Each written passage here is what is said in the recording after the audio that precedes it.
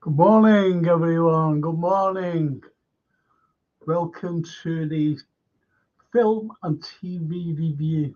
We've got loads of films and TV series to review, actually.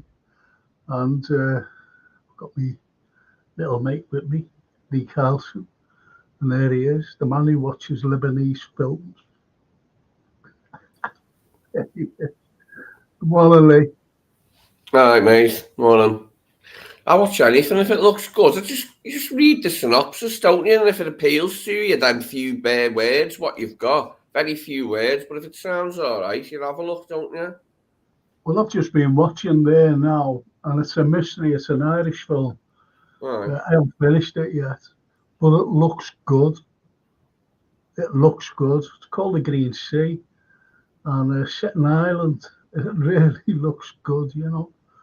So I could review it next week when I've I fully like the watched. name. You know what name C I loved when I was a little kid? Sargasso Sea, which So is in the Gassel, it's in the Atlantic, in the middle of the Atlantic, in the ocean. There's like he named a little sea, didn't he? And that freaked me out because usually seas aren't part of oceans that much. He was like, that's weird. But I liked it as a little boy, that name, Sargasso. well, you know that it's an offshoot of Jane Eyre, don't you? No, no, Wild Sargasso Sea, yeah, didn't know an that. offshoot of that, yeah. I used to teach literature, as you know, and done that a few times. Done that a few times, you know, because I ask people, because I still do literature on a Wednesday morning at 10 o'clock. I do a Zoom. I've got my old students with me. You know, when COVID hit, Mm. so I suggested. I said, "Do you still want to do the English literature? If you do, we can do the Zoom." So they went, "Yeah, okay, we'll try it." And yeah, I'm still doing it today.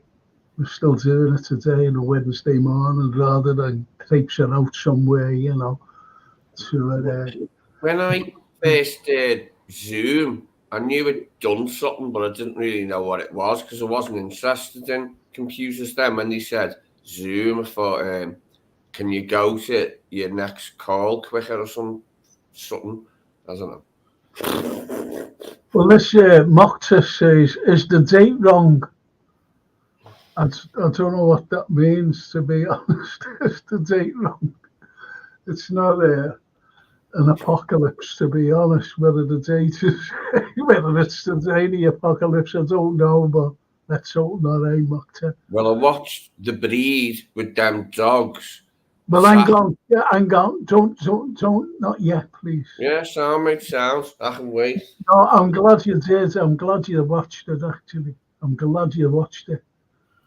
And Steve Evans, get on the Gentleman series on Netflix. Funny as F. I've never Series. seen nothing on Netflix yet.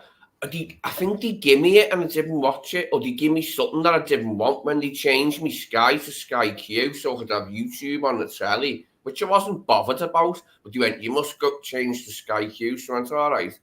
After years, I'd had that old. I've been with Sky 20 years in this flat, and like changed it. And crap, where was it going with that then? Sky and there. Oh, yeah, they give me. I think they did give me Netflix, and I looked at it, and because I was not used to using it, I seen two things and went bollocks and put the computer on. And like I paid for it or something, like about a month, but I didn't look. You know what I did? I taped some stuff off it, and then when it went, they all went to recordings. I thought, well, I was paying for it and I've recorded them. And then when it went, they all went and was like, Hey, what are you talking about? guy. Well, it was, I don't know if it was Netflix. It was one of them ones with a name where you can get it on your Sky that you haven't had before. Because I've got Sky, but I ain't got like movie channels and that. Okay, So, well, I'd just like to say good morning to our other counterpart, JK. JK, good morning. Good morning, bro. Good morning, Lee. one You guy. open call, yeah? Did you hear anything about Netflix and Sky? And Steve Evans One of just them got on and ones. said, "There's a series called Gentlemen on Netflix," and they went off on a tangent. Both don't know what I've got. But anyway, that's the way it is. The Gentleman. I haven't seen it. Stay. I watched the Spaceman. Spaceman. Yeah, you And for mentioned me, it. did you see that Spaceman, JK? No, I haven't seen Spaceman. No. Right. To me, it dragged on. Okay. It just dragged. Mm-hmm. And do you know the way like you can watch a film Yeah. and you can lose concentration, Yeah. and that's the way that film. People loved it. People, the likes of Steve Evans, he loved it. He suggested it to me. Highly recommended. But to me, it just dragged. It just dragged. Albeit, it was good acting. Mm-hmm. But it was a backdrop of how can you say, like a gothicy, dark Yeah. backdrop. Yeah. Even the inside of the spaceship was dark, and it was supposed to be about a Czech Republic spaceman. So who Or was the titular spaceman? You know what titular means, don't you? Title. Who's well, the title can I character? finish, mate? Spaceman. Please. Sorry. No, don't be sorry. Just don't butt in. I'm trying to Sorry, finish mate. something. Sorry. Yeah.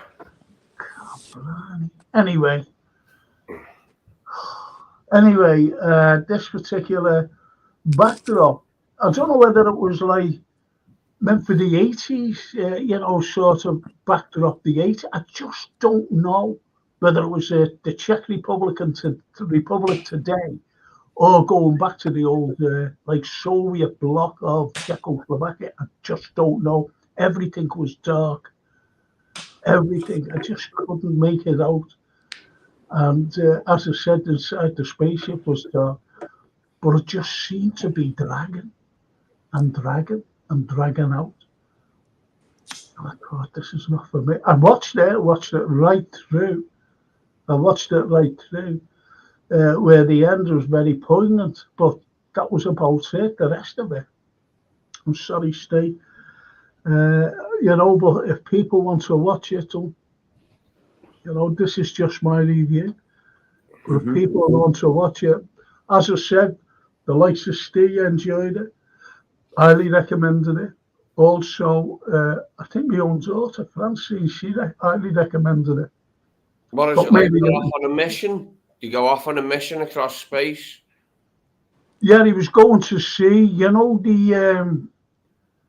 know where you've got the clouds in space, what you can see today through the Hubble telescope? You see the clouds, don't you? In the distance. Well, he was going to see what that was about. And he went on a mission. And his wife, in the meantime, obviously he was gone that long.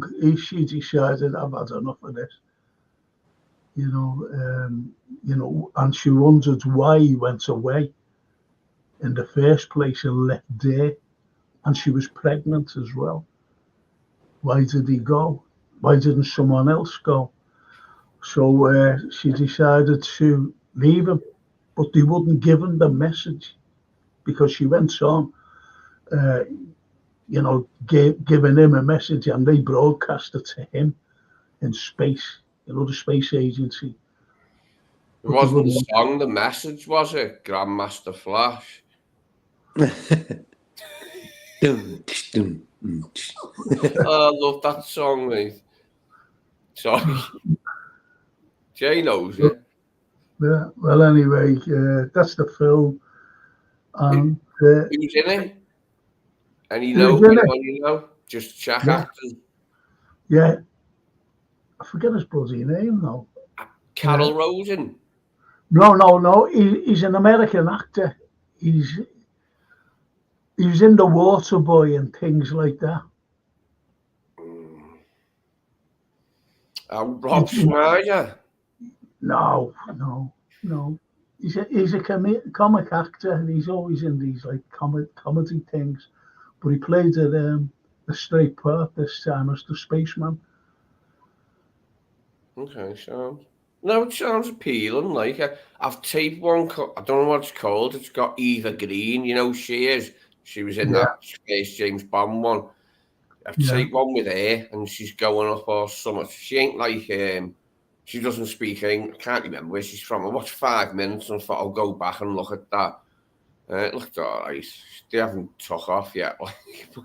I will watch that one because I quite like her as an actress, and she's quite nice on the eye, isn't she, Eva Green? Yeah. JK, have you been watching anything? Yeah, I watched a film called The Gentleman from Guy Ritchie. Have you seen that one? No. I like it. It was sort of fun, good sort of fast sort of film, action, but good storyline. But I watched. I just started like watching a film called The Tetris. You remember the game Tetris? Yeah, Tetris. Yeah. Yeah, there's a film about it. It's pretty good. I'm halfway through it. I like Tetris. See, he goes on, doesn't he? Go on, carry on, JK. Yeah, it just showed me when we seen Tetris back in the days. It was like for us, it was just a computer game. But I don't want to say too much because I want you guys to watch it. But it just shows you the depth, even like something that's meant to be fun can have, in this world. Yeah. Well, that's what you want, isn't it? You want some light-hearted stuff. Mm-hmm. What you want with Tetris was for the train ride. It was perfect for the train ride, Tetris, I thought. Yeah. For long journeys. Yeah. Well, Daryl Merry says, can you give hello to Austin, Frankie? He's part today. Austin, get well soon, son. Okay. Yeah. Hope you get better, bro. Yeah. Is that his name, mate? You little fella, Austin. This That's is nice. That I love it. Yeah, I like it. It's nice. It's good. This is Austin Carlyle. He could have been the spaceman, couldn't he, Austin? Austin. Never mind. That's another thing. Yeah. Right, Lee, I want to review now. Okay. Right, this is why. I'll make myself a ciggy here. You go on, I'll make myself a ciggy. Do you know what? I don't believe you, honest to God. Right, so I'm going to give this review. I asked Lee to look at a certain film, and it was called The Breed, BREED, and you can catch it on YouTube. You can actually get it on YouTube, which I was quite surprised because I watched it last week, and I was quite surprised that it came on YouTube. So anyway, there I sat and I watched it again because I enjoyed it when I first watched it a few years ago, and I thought, let's see if it still stands, up to today. So I watched it, and it was really, really good. It was really good because it's about these four youngsters, 20-something people, and they go to this cabin that belonged to the late granddad or dad, and they go to this cabin, and to frolic about, to a party and whatever, and they're there, and then, but at the very beginning, what you see before these come on the show, before they appear, is that they travel. These couple travel to this island, which these other people are going to, and they travel there, and they get there, and the girl gets off. There's only a couple in this yacht, and the girl gets out, and she says, "I'm going to explore through there." He said, "Don't." He said, "Wait for me." But he has to tie the boat up and everything else, so she goes in.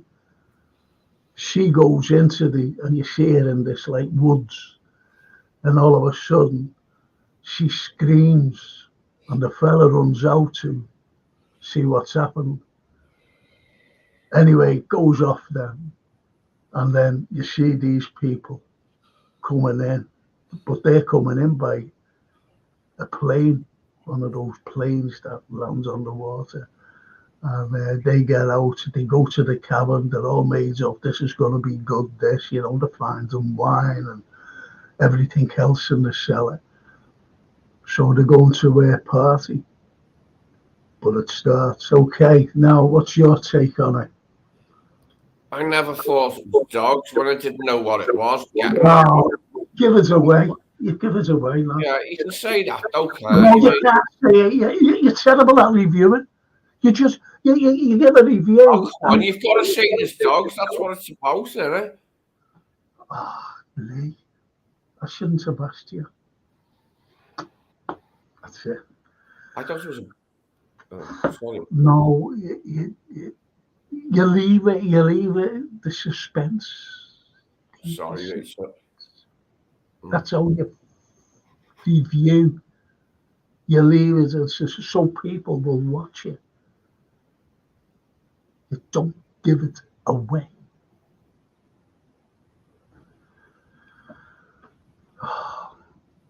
Okay. Well, what's that film that you watched? What was that about, JK? No, it shows just like the world we live in, like some things that are meant to be fun, how it could be the total opposite. But I don't want to give too much away because I think, like, if I want to watch a film and someone tells me too much about it, you can do your head in. But you got to watch it. I think good film. But also that Gentleman I was saying earlier, another top film you got to watch. I'm trying to think what else I've watched. Can we know who's in it? Do you know? Anyone we know? In which one, bro? The Gentleman. What's his name? 1 second. Matthew McConaughey. Matthew Yeah, McConaughey. McConaughey. Yeah, and Yeah, Charlie Hunnam. Yeah, good actor. Good actor. Charlie Hunnam was in Shantiram. Have you seen that one? It's a series. It's called Shantiram. It's about a guy from Australia who goes to India. I think you might like that one. It was also an audio pod where you can hear it. So that's what I did first. I listened to it through audio, and then they made a series out of it. So that's a good one to watch. I can send you the name for it. It's called Shantiram. It sounds Indian, like Bollywood, but it's not Bollywood. Yeah. Well, there's Isaac Braden, Elwin, risen Christ. And he says, Audi, obviously it's in America. Audi. That's great. Anyway, he says, a double thumbs up. And where's the link to I'll join up, lads? Mm-hmm. You've got to have your details, unfortunately. Isaac, you've got That's going to be a long email address, if that's the name. That's some email. Has anybody ever seen the film Risen? Oh, I love it. I loved it. Brilliant. Okay. Well, do you want to give that review? Lee? Shall I just say why it's called Risen to start with? Yeah, no, you can because, come on. It's called Risen because Joseph Fiennes is a Roman tribune assigned with finding Christ's risen body after he got up and done one from the crypt. So, like, he's looking for him and that, isn't he? And it's dead good, mate. I haven't watched the Boss new biblical one, and I used to love them when I was a kid. I loved them biblical ones when I was a kid. Mm-hmm. And, like, I got really into it. I was going on about it in chat boxes going, who's seen this? Who's seen this? Now I got the chance to say it live. Like, it's dead good. Joseph Fiennes and Jesus, mate, risen. Well, that's great, that, because, you know, what you said, got up and done one. wandered off, didn't he? Haphazard, like he perambulated out of his little thing. No, Like, it's a very very good film. I'll tell you what else is a very good film, but it gives you the raw graphic detail, and that's Mel Gibson's about Christ. I can't The say I've Passion of seen the it. Christ. The Passion of the Christ. I've seen a bit of it. Sorry. I've only seen a bit of it. The Passion of the Christ. It's brilliant. Absolutely brilliant. And the actors, you know, got to give them the due. The people that was, the actors that were taking the part of the Romans, had to learn Latin. And the lad, Jim Caviezel, who played the Christ, he had to learn Amharic, which was the language of Christ. And that's what they spoke. Absolutely brilliant. Absolutely brilliant. Like Caviezel. He's been banned, hasn't he, for something in America now? I don't keep up with none of that jazz no more. I'm too old to like know what they do or anything. Like, I just see them and stuff. Yeah, well, this is Hollywood for you, unfortunately. This is Hollywood for you. So, I tell you what I did watch.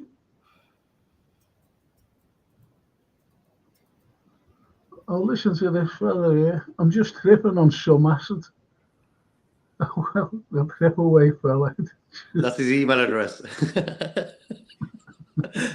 Risen Christ, oh, blimey. Are they mushrooms? Have you had a mushroom omelette or something? Acid. Anyway, JK is talking to Darryl. Darryl, Mary, get us a win tonight, bro, because Darryl is actually on his way to Anfield. He's starting, I heard. He's starting. He's in goals. I haven't been in too long now to the match. It's been like, but I'm not bothered anymore. I went loads. You know what I mean? So I'm not bothered anymore. Well, anyway, Darryl says, watched Open 9. That's cracking that, isn't it? Last night. Wow, he says. Wow. There's a thing why I won't watch it. It's regurgitating two weapons of mass destruction that no one's been accountable for, and they wanted to commit genocide, and no one holds the Americans accountable for it because it's absolutely disgusting. But the fella who actually split the atom was a fellow from Liverpool. Did you know that? And I suppose he wouldn't have been mentioned. Sir James Chadwick. Oh yeah. Sir James Chadwick. Remember? And when they were building the cathedral, the Catholic cathedral, they bought the lands off Liverpool University. They bought the lands off Liverpool University to build the Catholic cathedral. When they went down and started digging and what they see, the university was still there, the building was still there, so they had to demolish it. But when they went down into the bowels of this particular place, it was at the time a workhouse, biggest workhouse in the country, Brownlow Hill Workhouse. So anyway, when that ceased being a workhouse, Liverpool University bought it. And then, because it was out of the way of, the surrounding university campuses, he went down into the basement of these places, set up everything, all these, neutron, whatever they do, experimenting with atoms and all these nucleus things. I don't know what they bloody do. But anyway, when they went to build the cathedral, they still found radiation down there. they still found radiation. Not like loads of it, if you know what I mean. Yeah. That stuff Not, lasts. That oh, yeah. stuff lasts, doesn't it? Yeah. I filmed down there, didn't I? I actually filmed down there. And the Christ tomb, the replica of the Christ tomb. And we got the, if you ever, I forget what it's called. I forget what it's called, what DVD it was. And we got the stone to move. And it's the first time I've done it in years, and they never move it for anybody. But we said, you know, is there any chance to move it for the film? And they did it for us.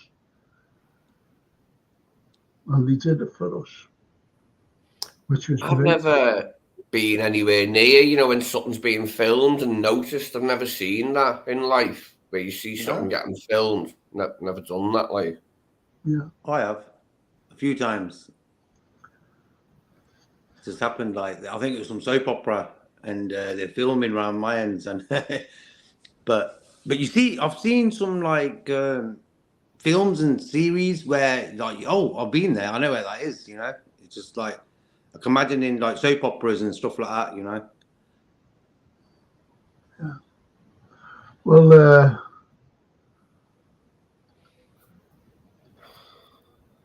been watching Masters of the Air, Frank. Brilliant, says Neil Broderick.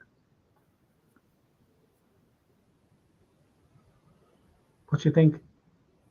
Masters of the Air, is it like it's like looking at all the best planes or something from like way back? Well, there's Isaac's gone. He said, "Okay, cheers. I'll be on my way." The fella who's tripping on that. Hopefully see you again, mate. I don't think so. I don't think so. But anyway, Neil says, just bought 2 tickets for Sunday, taking my daughter, Abby. What's he talking about? Do you know? Sunday, I forgot. Yeah. United. Yes, he's bringing his daughter, Abby. Been watching Masters of the Air. Has anybody ever heard of Masters of the Air? Anybody? No. I've heard of it, No. not watched it though. Yeah. No, never heard of it myself, unfortunately. I think it's about World War II.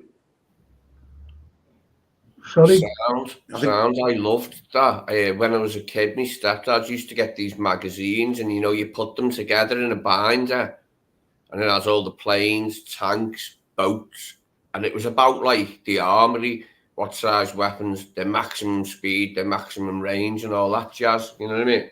I liked that stuff when I was a kid. It's gone again, though. He's going to go and get the book.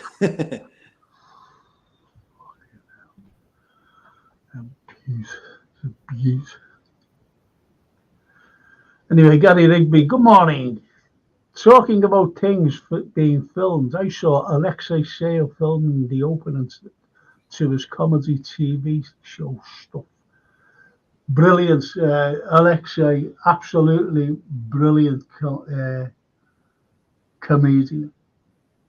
Absolutely brilliant. Who's your favourite comedian, Frank? My favourite comedian? Mm-hmm.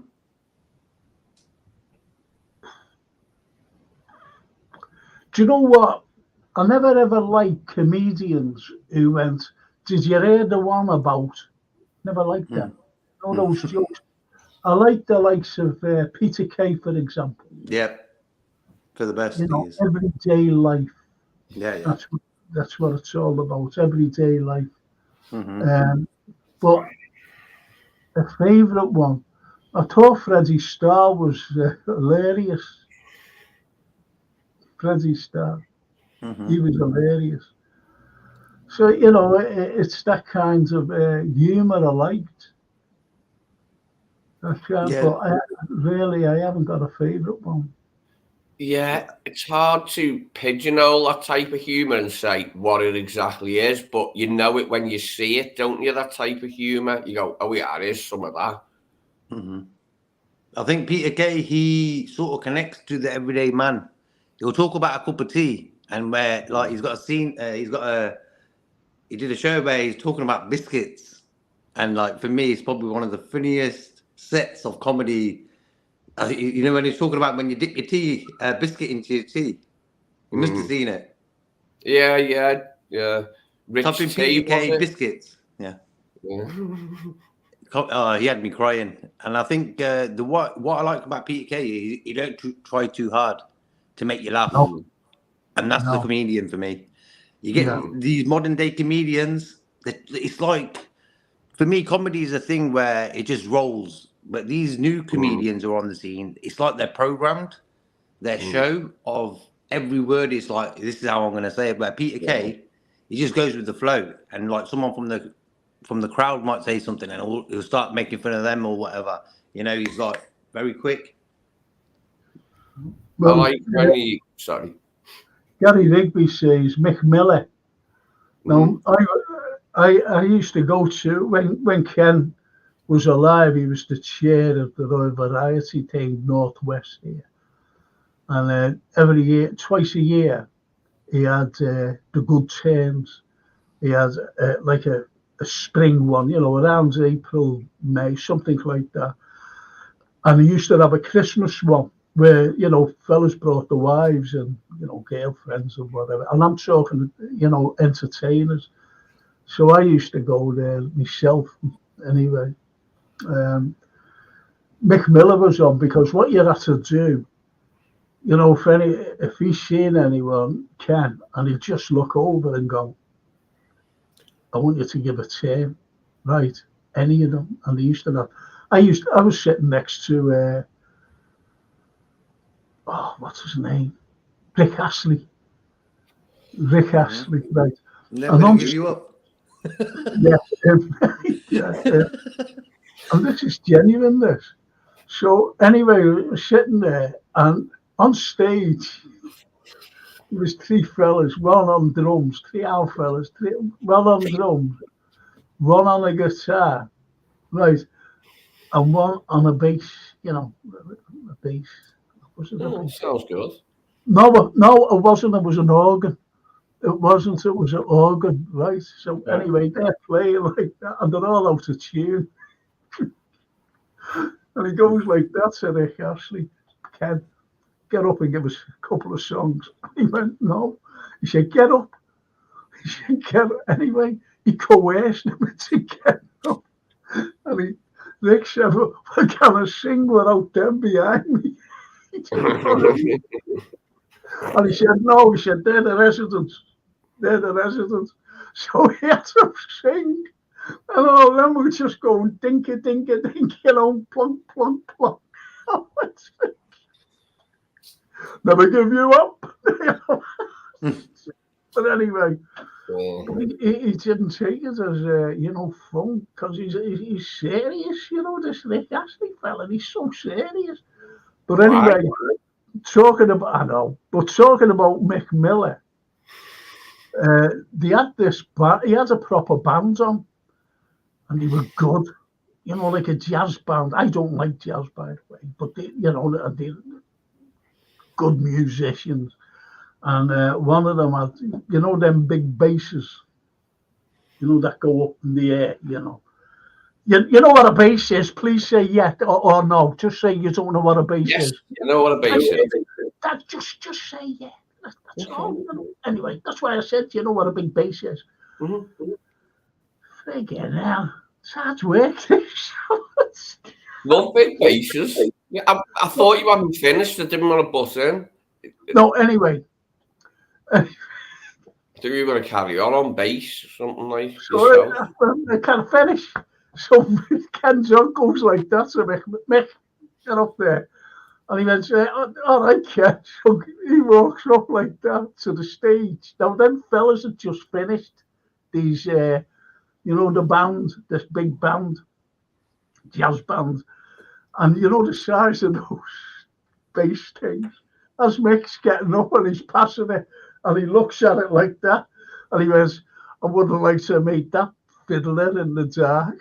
The way he said it. That's a good one. It's a good one. I like to meet that that fiddler in the A big standing bass, yeah, that works good. Oh, so funny, you know. But that's Macmillan. That's the unit. I've been up since very early this morning, and I did this particular stream on Nuuk Airport in Greenland. Anyway, you get comments, and this fella said, you know, he's given a 1 kilometer, you know, wind scale, you know, he's given all this wind going one way and another 9 kilometers that way, 2 kilometers the other. And he says, and the clouds are 900 foot. So I commented, does that mean that you're hovering in a balloon over the airport? Do you think he answered me? Certainly didn't. He certainly didn't, you know. And he just came back and went like that, you know, said, what? You know, these are plane enthusiasts. There was someone saying he could fly planes, and it come out of nowhere on this. It wasn't even a stream, it was a comment section, but people were there at the same time saying he could fly a plane, and I said I failed me cycling proficiency test on me bicycle because I've been sniffing glue. I was lying like I hadn't. I just said it for a laugh, like, to see what I got out of him. I didn't get a reply. He was miffed. Double bass it's called, boys. As Thomas says, double bass. Couldn't get it out. Double bass. Daryl Merry says, I see the Jethro one, Gary, when, what's this? You see the Jethro one, Gary, when he's standing still in a field and his mate says, why are you standing still, Jethro? Says you'll win a Nobel Prize for being outstanding in the field. Well, I don't know what that's all about. Outstanding by far, by mail, by post, eliminate by lottery. Okay. Well, I want to go back now. I want to do some reviews. And as I said, I went back and I watched another series that I highly recommended. And I watched it in a day. I just had to go through because I haven't been well. So anyway, I'm sitting there, you know, watching it all covered up. Still not well. But anyway, I was watching it, and it's called Your Honor with Bryan Cranston. Yeah. When's the second series out? The first was on, and I'm waiting for the new one on Sky Atlanta. So I watched this again to see if it was up to standard, like when I recommended it at first. Before we started doing this, I recommended it. And it is. It's absolutely brilliant. It's still a brilliant, brilliant show. And I watched the first 2 episodes of The Outsider to see if that was still good. And that's still brilliant. That's still brilliant. So, you know, if you haven't seen them, they're highly recommended. One is called The Outsider, and the other is called Your Honor. But what you said there, Lee, I haven't a clue.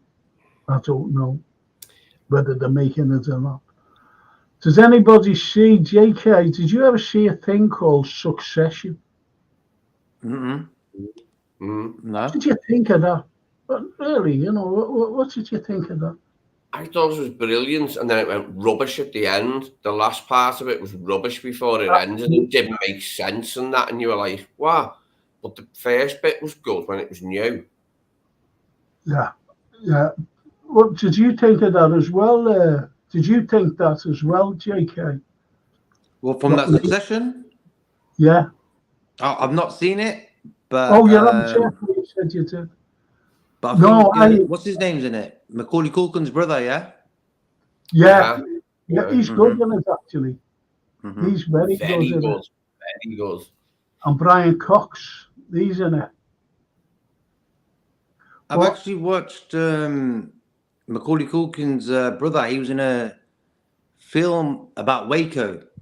Have you seen that one? No. Yeah. Yeah, it might have been the same one I seen. It was like a series, a mini series, and it was dead funny.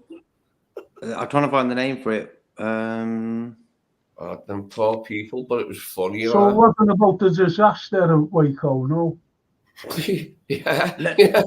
No, is But it was David Gosh playing guitar, mate. It was too funny. It's about that religious cult. Yeah. Was that Waco? Yeah, that was Waco, yeah. Yeah. And that was kind of like because he was in Home Alone. He was a little kid in Home Alone. Yeah, And, so he's getting a lot of films and stuff like that now. He's doing more work than his brother. Yeah. Have you seen that film called No Sudden Move? No, I don't recall it, no. I think it's sort of slow, but I think you guys would like it. It's got Don Cheadle in it and that Benico guy. Did Don Cheadle make you laugh? Yeah. Oh, I know, Benicio del Toro. Yeah. I've seen it. I've seen it. I thought it rang a bell.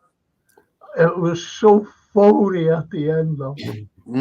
Yeah. I think the ending sort of let it down. And I thought, I've been watching this. Uh-huh. I've been watching, and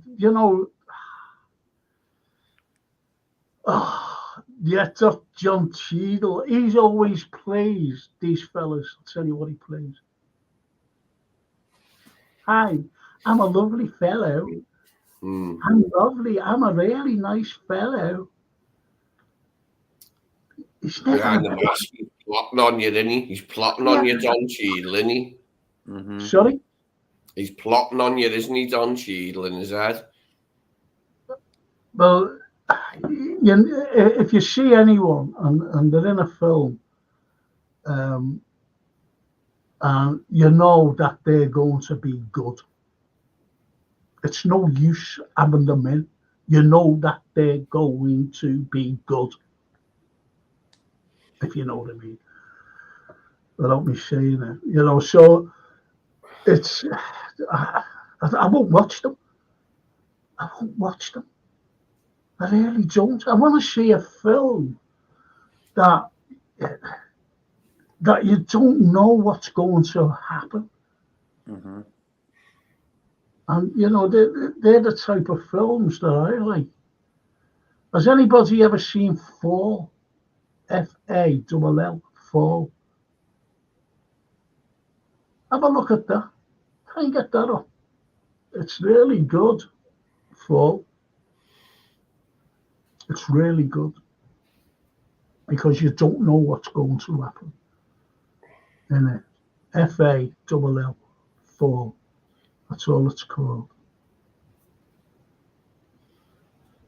But as I said, when you get TV series, I like short. I don't like season 1, 3, 4, 28 and 29. I don't like any of them because they just go on forever. They're like soap operas that go on forever and ever and ever.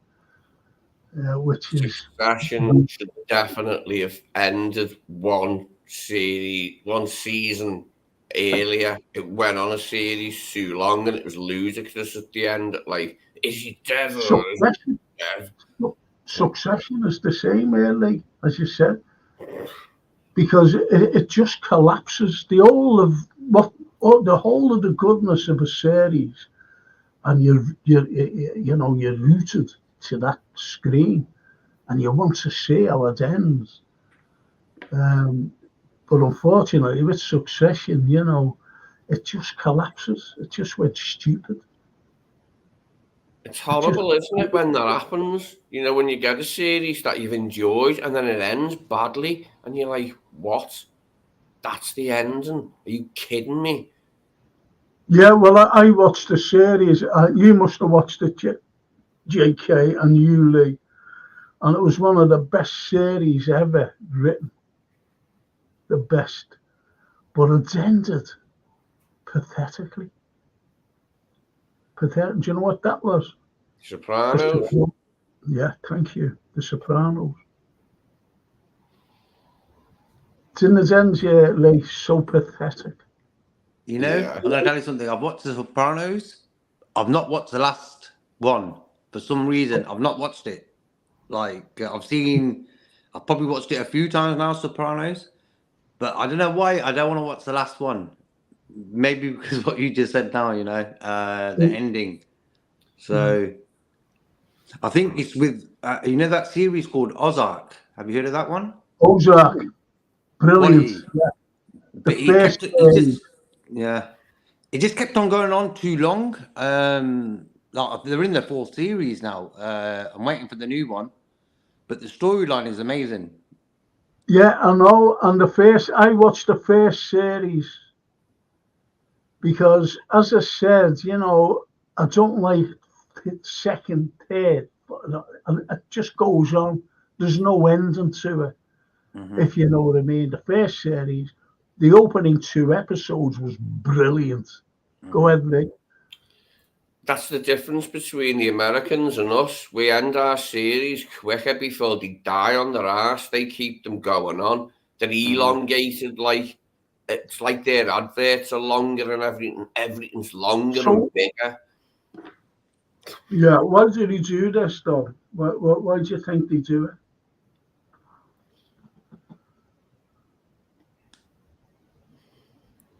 Because I feel certain shows like How I Met Your Mother. I don't know how many series, not episodes, but how many what do you call it, series? Like they had about yeah. 8, 9.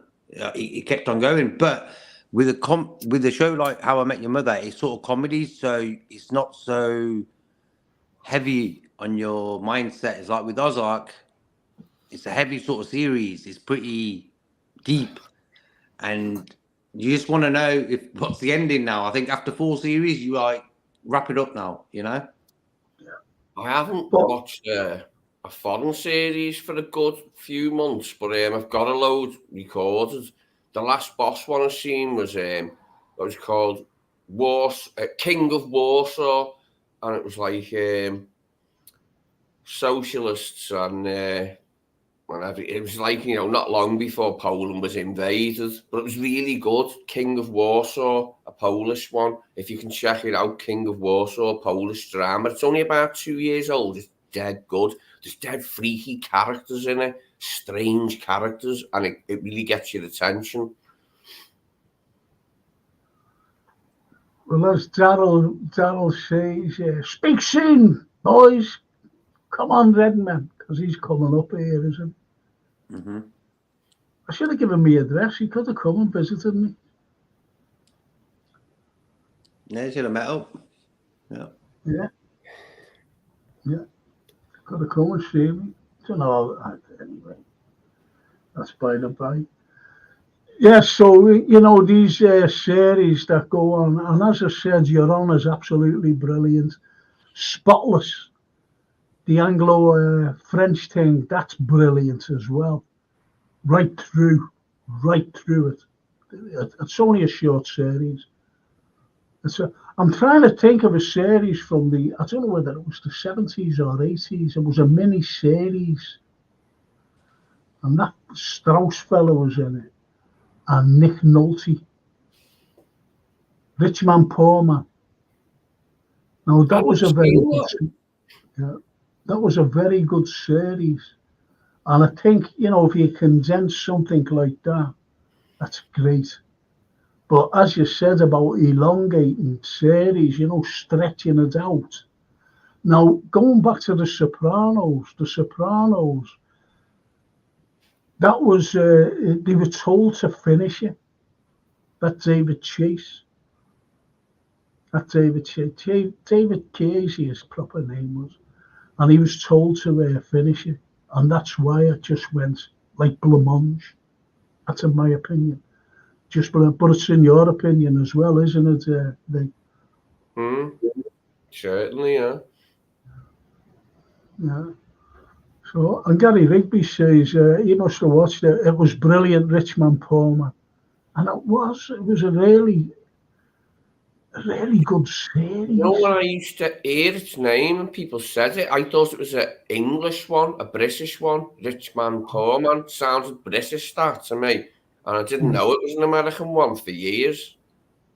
Sounds like Rishi Sunak, doesn't it? Rich Man, Poor Man. That is more like rich man, even richer wife or woman. Yeah. Yeah. You know Do you what I know mean? what? Do you know what, JK? It's not that funny, this. Not funny. Like, I was, you know, the way you get on YouTube. And anyway, I got on, and it was these Indians in India, obviously, in India. And the bar was there, and they're all watching the match. They all had the Liverpool kits on, you know. They're all watching it. And you should have seen them. More passionate than us, you know, the Man Oh, City. yeah. And when we scored, these girls, they were like, "Don't get in." Brilliant, absolutely brilliant. So funny, but funny. And you see this fella, little fella, you know, he must have been at like about 18, something 17, 18.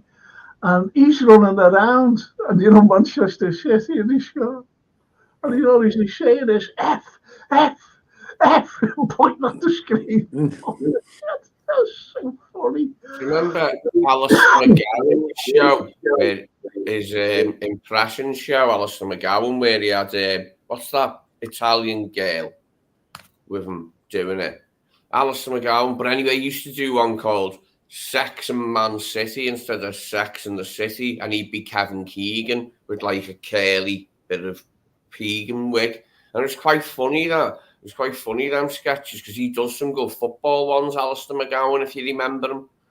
Yeah, I remember him. Yeah. He was. Ronnie Ancona, that's her name. You don't hear of him now. He's not dead, is he? No, he's just retired, I think. He's one of them who's probably not bothered about being on telly no more. He's like, all right, I've been on telly, I'm off, mate. No, I don't believe that. You know, you get these people who want to stay in the limelight as often as possible. Honestly, you do. I've met them. Oh, I know, mate. I know. I've thought about that loads, and I always think if I was like an actor or something, like I wouldn't do it forever. I'd do it until I had enough money, and then I'd go, yeah, bye. Did you watch the Oscars the other day, Frank? Really? No, I won't. I can't get terrestrial television, JK. I can't get it. It was live on YouTube. Oh, was it? No, well, I wouldn't watch it anyway, to be honest. Yeah. It's just like they show more attention to the singers, like pop stars, than they do the actual directors and actors. As like, come on, man. It's like it's the Oscars. What is the Oscars, you know? What won best foreign language film? Something out of Ukraine, I suppose. That's like the Eurovision Song Contest. It was in Liverpool, wasn't it? Last time? Yeah. It's all like politically gender-driven nonsense. All these shows, you know. Come on, man. I know. It's like it's like Miss Germany was born in Iran. Oh, it don't make sense. I've never seen a second of it. I've known all my life what it is because I've seen bits of it as a kid, but as for actually sitting down and watching it, no. I knew what it was. It was the brotherhood of man going, save all your kisses from me. And that was it to me. And I went, no, I'll never watch that, mate. Well, I think the last time I watched it, Sandy Shaw singing Sausage on a String. And she won it. Anyway, Ali Nuss, all the way from Romania. Hello, boys.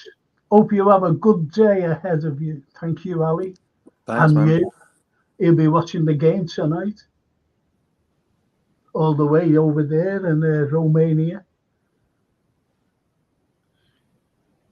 Gary says, I watched Roots at the time as well, about 1978, yeah, Arthur Haley. Mm. And it was supposed to be a true story, and it was found out to be a lot of fiction. Rootin' tootin', yeah, Roots.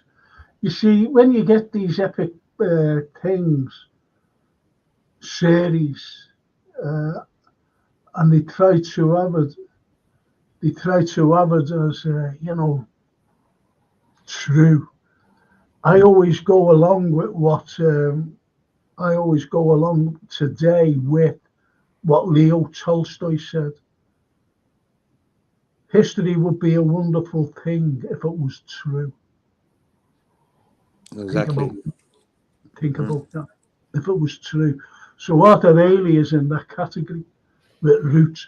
But don't get me wrong, it was a great series. It was very good. It was very good. And then, people investigated about this, I forget his name. And he found out that he was just a figment of the imagination. Well, Alex Haley's imagination, and he brought it up. But you shouldn't say that anything is true if it's not. I was too little when that was on, but I remember it being on. I remember my mum watched it, and at the beginning you saw some field burning and the words Roots in the burning or something like that. That's what I remember. I was dead little then. I was only about 4 or 5 or something. Well, you're only 4'8" now, aren't you? Mm-hmm. So you're still little. Very small, man.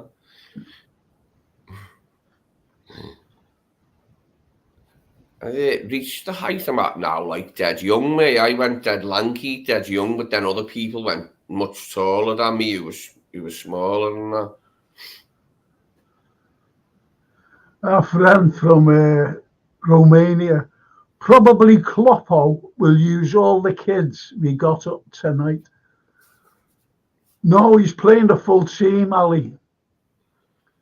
He doesn't want to, he's playing the full team. That's who he's playing. No, he isn't.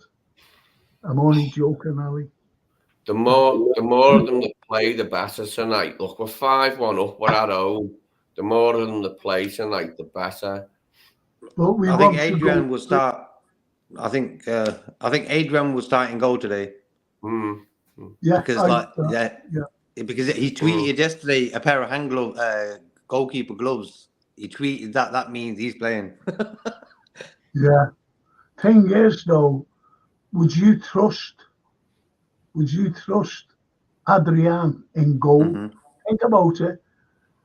And now I'll tell you why I wouldn't trust Adrian in goal. And it's because he hasn't played for a very, very, very, very long time. And they're dangerous, They're very... I thought that the scoreline last week flattered Liverpool because they could have scored. It could have easily have been 5-4. Easily. They're dangerous on the break. And this is why I think that they will play the likes of Szoboszlai to give him legs, more minutes. I think they'll play, not in the full game, don't get me wrong there. And I think they'll also play Mo Salah. But I think when you look at the back four, you've got the likes of Quansah will play. Because I think Canete's fit now, but he won't play Canete. He'll play Canete against Man U. And you'll have Quansah there, you'll have Joe Gomez, you'll have Tsimikas playing as well. Mm. And I wouldn't be surprised if Bradley will be playing because he's full of energy. He's full of energy. He's not tired, that kid. So I think we'll have a good defence out. The midfield's a problem. But, well, you know, Szoboszlai will play some part in the game. But you'll have the likes of, what's his name? Clark, that young Clark lad. And Oh, yeah. And McConnell. Dan's is back tonight, isn't he? Who? Jay Dan's. He has a head knock, didn't he, for the last game and couldn't Is like he be on the fit, bench. is he? I think Is he so. I fit? think he was only going to miss one match through his the head knock he got v Forest, so he should be back. Well, I was watching the live training yesterday, and I didn't see him training. Unless he's keeping him back for tonight, I don't know. I've seen that Kay Gordon training, though. But I think he'll have the senior players on the bench, JK. Yeah, I think Gravenberch is back in training as well. Yeah, he'll play in midfield.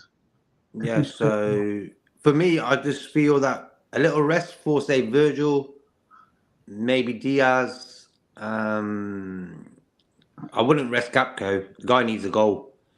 But for Sunday, just rest a few guys that for Sunday, because before the international break, we get a win. I like that. You know, when we go into an international break and we get a win. So for Sunday, I think Klopp just wants to maybe give the youngsters a few of like Clark. At the youngsters, I like Clark. I think he's got a bit of fight in him, so he'll probably start as well.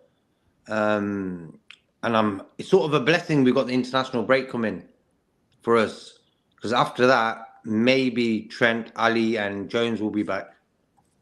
Yeah, he will be. He will be. And this is the run-in. This is the run-in because Liverpool come very strong in run-ins. And there's 10 games to go. Don't be surprised that Liverpool will win all those games. Don't be surprised, because we've done it before, as you know. Look at last season. We were in 9th place. Yeah. And at the back end of the season, last 10 games to go, we were phenomenal. Because we always have these late runs. Always have them. And we're brilliant at it. I think after being shafted for that pen at the end, City, we do need to win all our league games to get it. We need to win every last one now. All of them. Well, FJT says, good luck, Liverpool. You can beat us. He's on about Sunday. Yeah. He's got that's Ronaldo there, isn't it? Yeah. So he's at he must be a United support. But you got, come on. We've got 2 games against United, and FA Cup and league games. So I want to win both, of course, but I'd rather win the league game. I think the FA Cup game, it's also important, but I feel that the pressure won't be there as much as that league game will be. Well, I said, didn't I, on the pod, if you're there, on the pod, I said, what game, you know, we play United twice, what game, if we had to lose one, what game, you know, if you'd rather lose, and everyone says what you just said there, JK.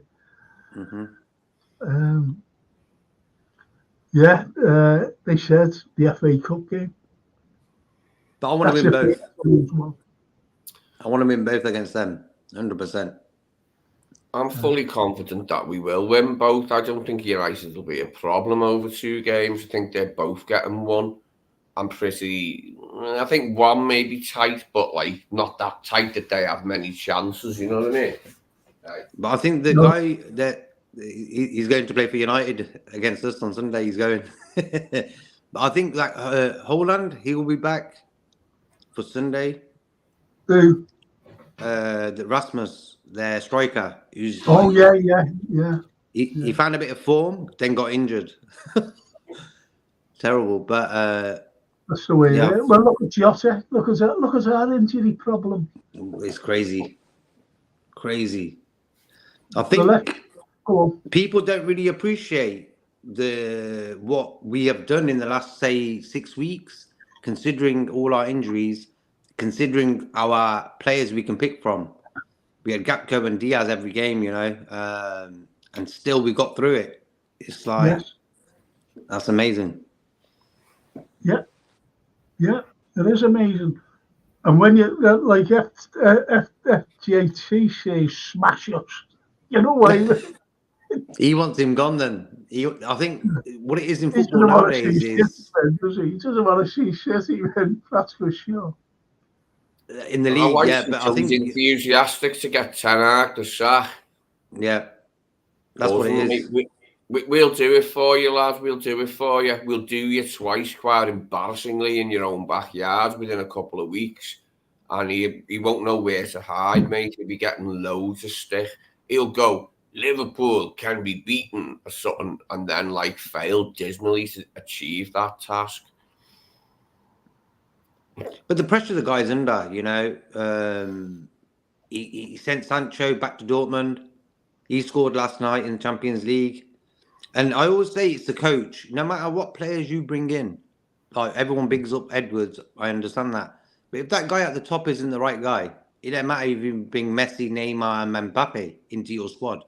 You aren't winning nothing, So for me, big up the sports directors, the agents, and all this, that, and the other. But for me, the coach, the top guy, is the number one guy. So Ten Hag can have any player. It don't matter. 90 million for Anthony. What's he done? Don't matter. Give Anthony to Klopp. You would see a total different player. Okay, well, I'll ask you this, seeing that you brought us up, JK. Who would you rather see still at Anfield, Klopp or Edwards? Oh, Klopp. 100%. Absolutely, 100%. because see, he's not.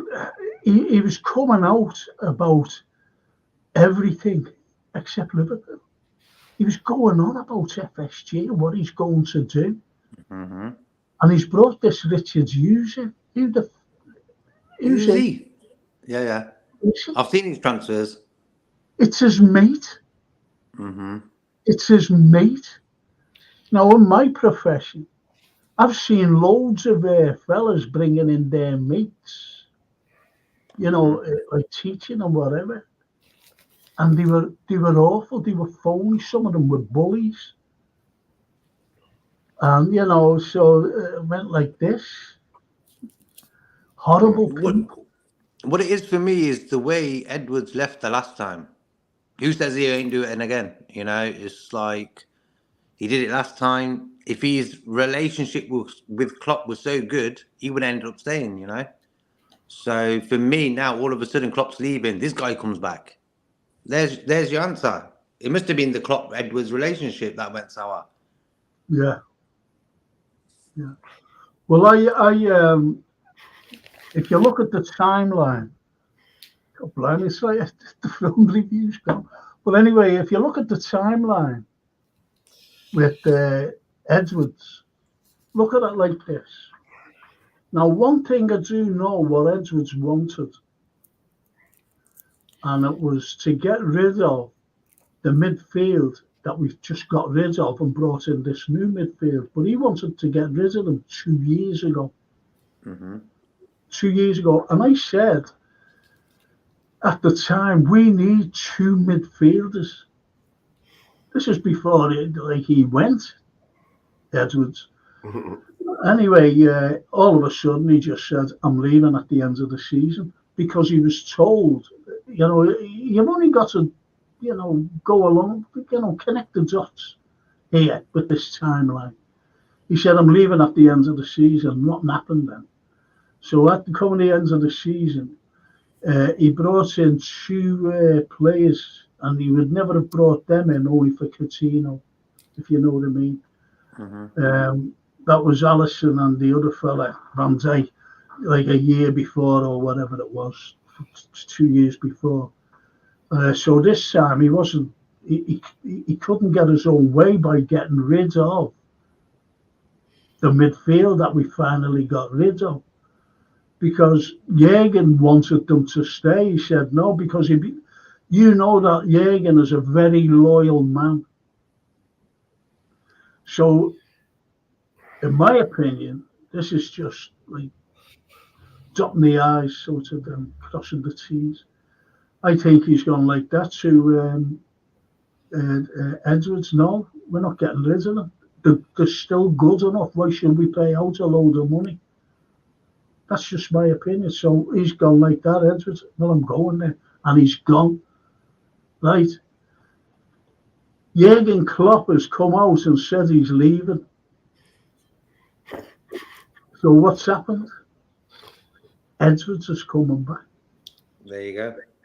You know, I hated that Sooner sold Steve Staunton, and then we got him back when he was like 33 from Villa under Houllier first, and he was like in the middle of the back three. And I'm about as excited as Edwards' return as I was about Steve Staunton's return in 1998 or whatever it was. Oh, mate, it was pitiful. He had all his boss years at Villa and was boss, and then we brought him back when he was finished, and I was like, why have we done that, mate? Why didn't we just keep him? Yeah. Yeah, but I think just timing-wise, it's just too dodgy, that is. Just the way everything sort of... Okay, mate, I heard... Mate, Sooners brought in Julian Dix at left-back when he sold Staunton. Julian Dix. Mate, the name says it all, Dix. That's what his career was at Liverpool. A big pile of dicks, all dismembered, piled up on each other. Sorry for being vulgar. No, but if you look at it properly, and some of the players Liverpool had, shocking. Konchelsky, Torben Picnic, whatever his bloody name is. To give Ron Atkinson at Villa, Dean Saunders, Ray Houghton and Steve Staunton, and replaced them with Julian Dix, like Paul Stewart and Nigel Clough was just bizarre. I was like, you what? What's going Charlie on Adams, now? This is terminal, this, Suey. I've never been so depressed as a Liverpool fan. He got rid of Peter Beardsley, didn't he? Got rid of the boot room and Peter Beardsley. Mm-hmm. Think about that. Steve McMahon had a couple of years. Steve McMahon had a couple of years with his bald head there for 2 years, I reckon. And he sold into City, or Summit City, yeah. It's like, what? Why?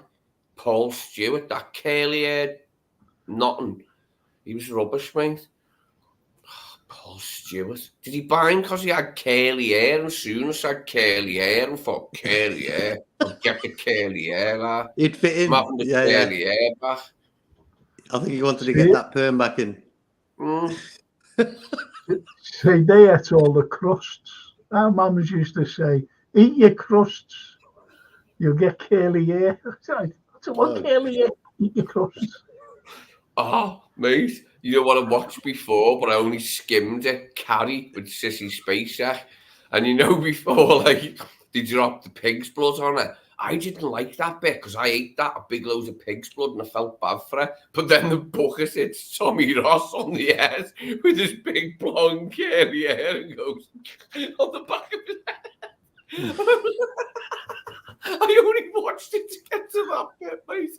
Oh, I went through the whole bit to see Travolta and that. But the one who's laughing that gets me is the one with the red baseball cap. She's a girl who's about 17 with a red baseball cap, and she always goes, when something happens with a red baseball cap, and she's waiting, going like that, grinning. I'm just like, oh, mate, I can't wait. And when it hit him on the head, I just went, that's what I didn't know. He's off on his tangents. He won't stop. He won't stop. And his eyes go. And Charlie Cheswick from One Flew Over the Cuckoo's Nest. He's the first one that goes on fire, and he flies back and goes, ah, and goes on fire. But I was still laughing at the buckets on the head. I couldn't. I was watching something on YouTube. You know, you get some funnies, don't you?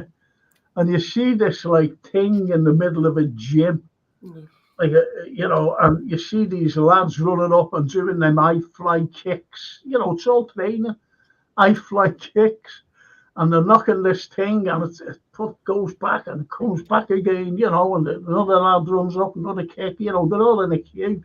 Anyway, he gets to the last fella, and the penultimate fella, he kicks it. and he's a daft kicker. So the last fella, he comes running up. But as the dummy come back, because it's a big hard dummy, as it came back, it's hit the last lad. And he just was knocked off the sparks. He was just on the deck. Dummy in a film was Arnold Schwarzenegger jumps out of the plane above the Florida swamps in Commando when he gets that fella, and then when he jumps out, the dummy's legs bent backwards over his shoulders.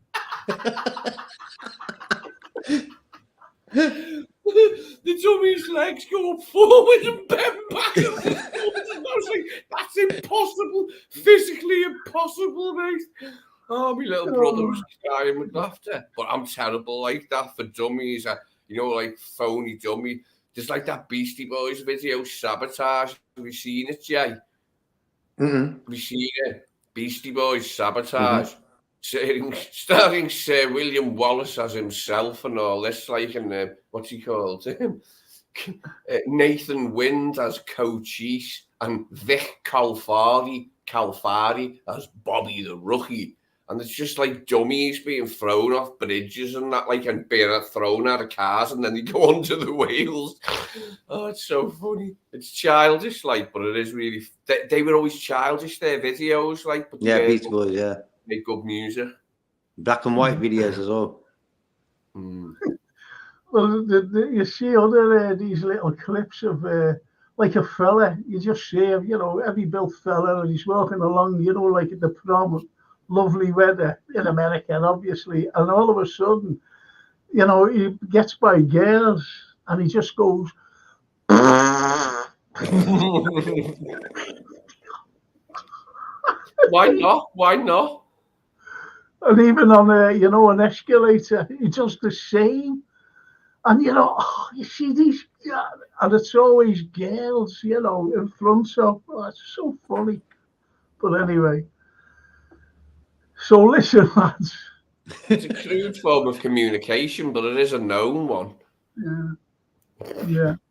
I don't know what to say now, because we've just gone past all the TV and review and whatever. People's favourite TV detectives. I always like shambolic detectives that are all over the place for various reasons. They could just be untidy in their dress or alcoholic or whatever and all over the place. And they can be in anything, can't they? But I loved like Kojak and Columbo. Columbo's eye cracked me up as a kid. That's why I loved it. I watched it because I went, is that guy with the funny eye when I was a kid, and buzzed. And then when I watched it, it was brilliant. He was just brilliant, wasn't he? Piece of folk. Never liked it. Good. Yeah. I never liked it. What, Taggart? No, Columbo. Never liked it. Oh, okay. American ones, Hunter with that bald fella and his partner, Dee Dee McCall. She was quite nice with like black curly hair. Never watched it. Hunter. They were trying to do it, the Harry thing. No, never watched it. Anyway, I want to review a film that you can catch on YouTube, which is again quite surprising, and it's called 30 Days of Night. And it's about people in some town in Alaska that every year they have 30 days of night, no light, no sun, no nothing. And you see some people then, going away, family members, to go away and come back when it's lighty again. So, there's only a few that's left in the town. And what you see in the distance, this is how it starts. You see in the distance, in the frozen waste of the sea, a ship in the distance. And you see this like person just marching towards you. And he's marching, he's got his hood up, and he's come from the ship. and you just see him, and he looks at the ship again, and he walks through the snow, deep snow, and he gets to the top of this little ridge, and then you see him. He looks back at the ship's there, still there, and then he looks down, and you just see this little town. That's all you see, this little town, few lights on. You see the town. And then it changes then to two cops that, are outside the town. And they're looking at like a little hole in the snow with a load of mobile phones that have been burnt. Mobile phones that have been burnt, set fire to. And they wondered, they said, well, how's it he done this? And one of them says it could have been kids, saying F you to their parents, which is, why not? And that's where it starts. It starts there. If you haven't seen 30 Days of Night, watch it. It's an amazing film. It's absolutely amazing. Love it. Go on about it. I've just given the review. Is it horror? Is it? Mm-hmm. Yeah. Mm-hmm. Okay. It's really, Lee, is it good or bad? Top draw. Mm-hmm. It's very top draw. Right at the top. It's an excellent film, JK. You'll get it on YouTube. Okay. You'll get it on YouTube. And what surprised me again about YouTube is that they didn't edit anything. Because normally they edit things if you watch a film. That's why you don't mind tell JK who's in the cast and see if any of them tickle his fancy. Yes. Josh Hartnett. He's in it. And Melissa George. They're the top ones. They're the top stars of it. But it's good. I've heard of that name. Really I would good. say Danny Houston is the star. And Danny Houston, yeah. He's brilliant. Wasn't she in Home and Away? Yeah. Yeah. Home and Away, she was called Angel. Yeah. Which one did you prefer, Home and Away or Neighbours? Neither really. I didn't watch it that much. I watched it a bit to laugh at it, but not many times. Well, okay. Lad and Dad says, any of you ever seen the Doctor, the Good Doctor? No, that's where, what's his name? Forget his name. But he's brilliant. He's a great actor, the lad who plays the Doctor with autism. But I haven't seen the series. Yeah. But if you've ever seen, he's in something Highmore, Jason Highmore, is it, or something like that? His name is his real name, Freddie Highmore. Thank you, JK.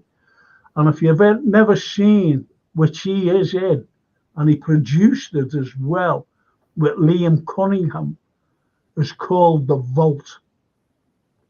It's a brilliant film, The Vault, with Freddie Highmore and Liam Cunningham. It's have you seen it, JK? No, I've heard of it. I've heard of that. Watch it, JK. Watch it. Watch it if you can get it. It's about a heist. It's Famke Jensen's in it as well. Famke Jensen. Have you seen it, Lee? Don't think I have, but I have heard of it. Yeah, The Vault. It's really good. And Mark Simons. Hello, Mark. I hope you're well. Hey, Mark says 30 Days of Night is like a remake of The Thing by John Carpenter mixed with Salem's Lot, another great book by Stephen King. Yes. That's a very good take on that. Yeah. So obviously Mark's watched that. And I'll tell you another film to watch, but you can't get it on YouTube, is Extraterrestrial. Have you seen that, JK? No. Not have you really? Don't think so. Extraterrestrial, fantastic, fantastic. I'll give you the review of it right now.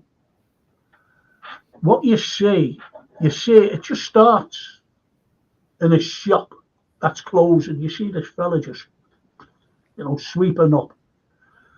And then it goes to the outside and it's lashing with rain.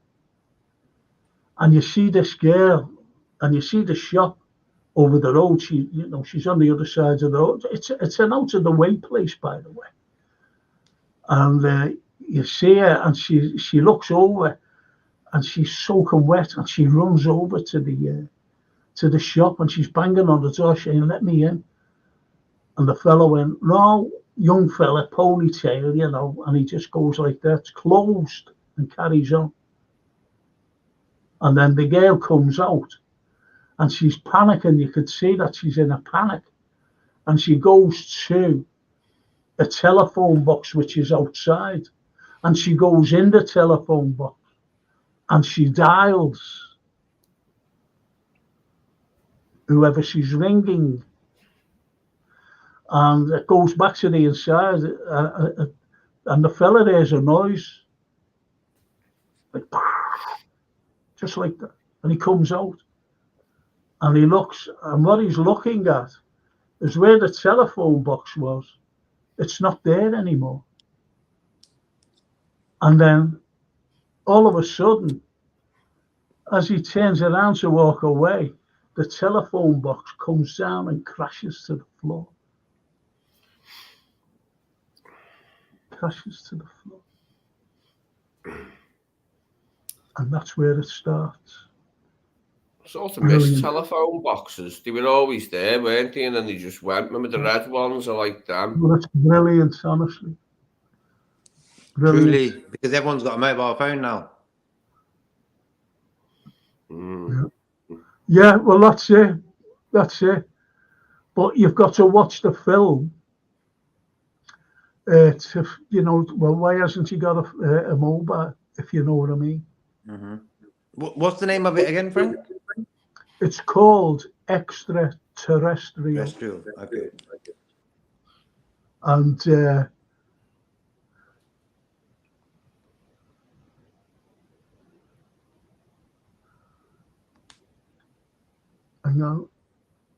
I don't know what the lads and dads detectives. It wasn't he in something like The Sixth Sense or Spiderwick Chronicles? No, that's not Macaulay Culkin. Sixth Sense was brilliant. I want to see the kid who plays that now today. I wouldn't recognise him. I just want you to. I've got to phone someone. I've got a phone. I forgot the time. I've got a phone by now. Frank would love a movie out now called Voyage of the Demeter about a clipper ship carrying strange wooden caskets. Can any of you talk about that or talk about something while I do this phone call, please? Please. Yeah. I think it's another vampire one, that Voyage of the Demeter. So,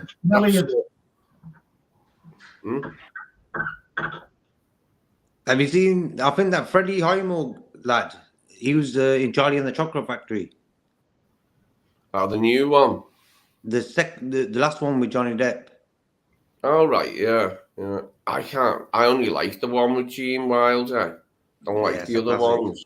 Can't get used to a different one than with Gene Wilder, just like that. Yeah, he was a class. The first one was. I think if you watched it, it would teach you that being good instead of being spoiled like most of them kids were is the best way to go. I think it's there's a big sort of story behind of what the film's trying to tell you. You've seen all them little kids in the film, they're all spoiled. Daddy, I want this, I want that. And the dad's got like all his workers in the factory opening up chocolate bars, But funny. Wonka knows, doesn't he? Wonka knows about it. Yeah, Wonka knew. Yeah. He was like, okay. Even Charlie, he wasn't even dressed like really wild or look wild, But Charlie seen him and he thought, yep. And Wonka seen him and thought, okay, he's got a good heart. He'll probably get the business, you know. Charlie's nan and granddad at the other end of the bed with his mum and dad in one end and his nan and granddad in the other end. 4 of them in a double bed. It was funny. And they had a hole in the roof where he was sleeping, you know. Yeah. It's It great just though. shows you, like, I love Roald Dahl stories. I always did as a kid. I love Mhm. loads of them. The Twits is a really good one. I like the animation as well. Whoever it was used to do his animation. The animation with the Twits. I mean, you think, all right, the story's the funniest thing, but the animation for the Twits was just so funny. They really did look awful. It was just some fella with and a woman with a scraggy mess of hair and like an angry face going. Something like, and he just shouted at everybody in the world, like, and went off their heads ad infinitum. They had no off button for going off their heads. It's just so funny. James I and the love Giant stuff like Peach, that. you know. Yeah. James and the Giant Peach, yeah, that's a good one. There's loads. What others is there? Matilda was a film, wasn't it? There's loads, yeah. Remember Digby, biggest dog in the world from childhood at all? Or are you too young for that one? It's just a big, massive dog called Digby that got like grew with a laser or something, you know, like in the early 80s. Yeah, and a laser hit it, and Digby, this little dog, just become huge.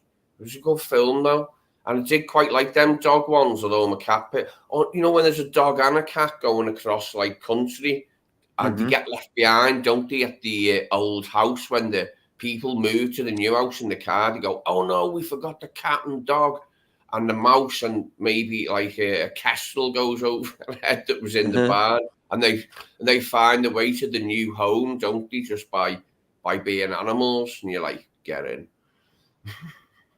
It's mad how they can train dogs to be in films, you know. It's like, come on, the amount of work that takes. It's like, what was that dog film? Is it K9? James Belushi? Yeah, K9, yeah. Hooch, remember Hooch? Yeah, Turner and Hooch, yeah. Yeah. Yeah, dogs are funny. I've never seen Beethoven with Charles Grodin, but I like Charles Grodin. He's a good actor. Then he was good in Rosemary's Baby. Have you seen Rosemary's Baby? Have you seen that? No, I haven't seen that, bro. Oh, it's dead good. That's a dead good horror. You like that? But it's like I'm not really into horror. It's not a horror where you see anything. You don't see anything at all in your. It's in your head, but it's in your head like big time. Rosemary's Baby, written by I-11. Great story. I don't know. Ever since, like, I've never really got into horror films. It's just not my sort of cup of tea, because, like, I'm thinking, do I really need to see that? You know, I'm more like maybe true stories, like the Tetris film I was getting into yesterday. It's a true story. Yeah, there's different types of horrors. There's horrors where you see a lot of gore, and there's horrors where you see nothing, absolutely nothing, and it's all mental. Do you know what I mean? It's all in your head. Like, The Turn of the Screw. I love the book and the film, The Turn of the Screw. I remember I got lent a double book by this lad. It was Oscar Wilde, Picture of Dorian Gray, and The Turn of the Screw is an old gothic horror novel.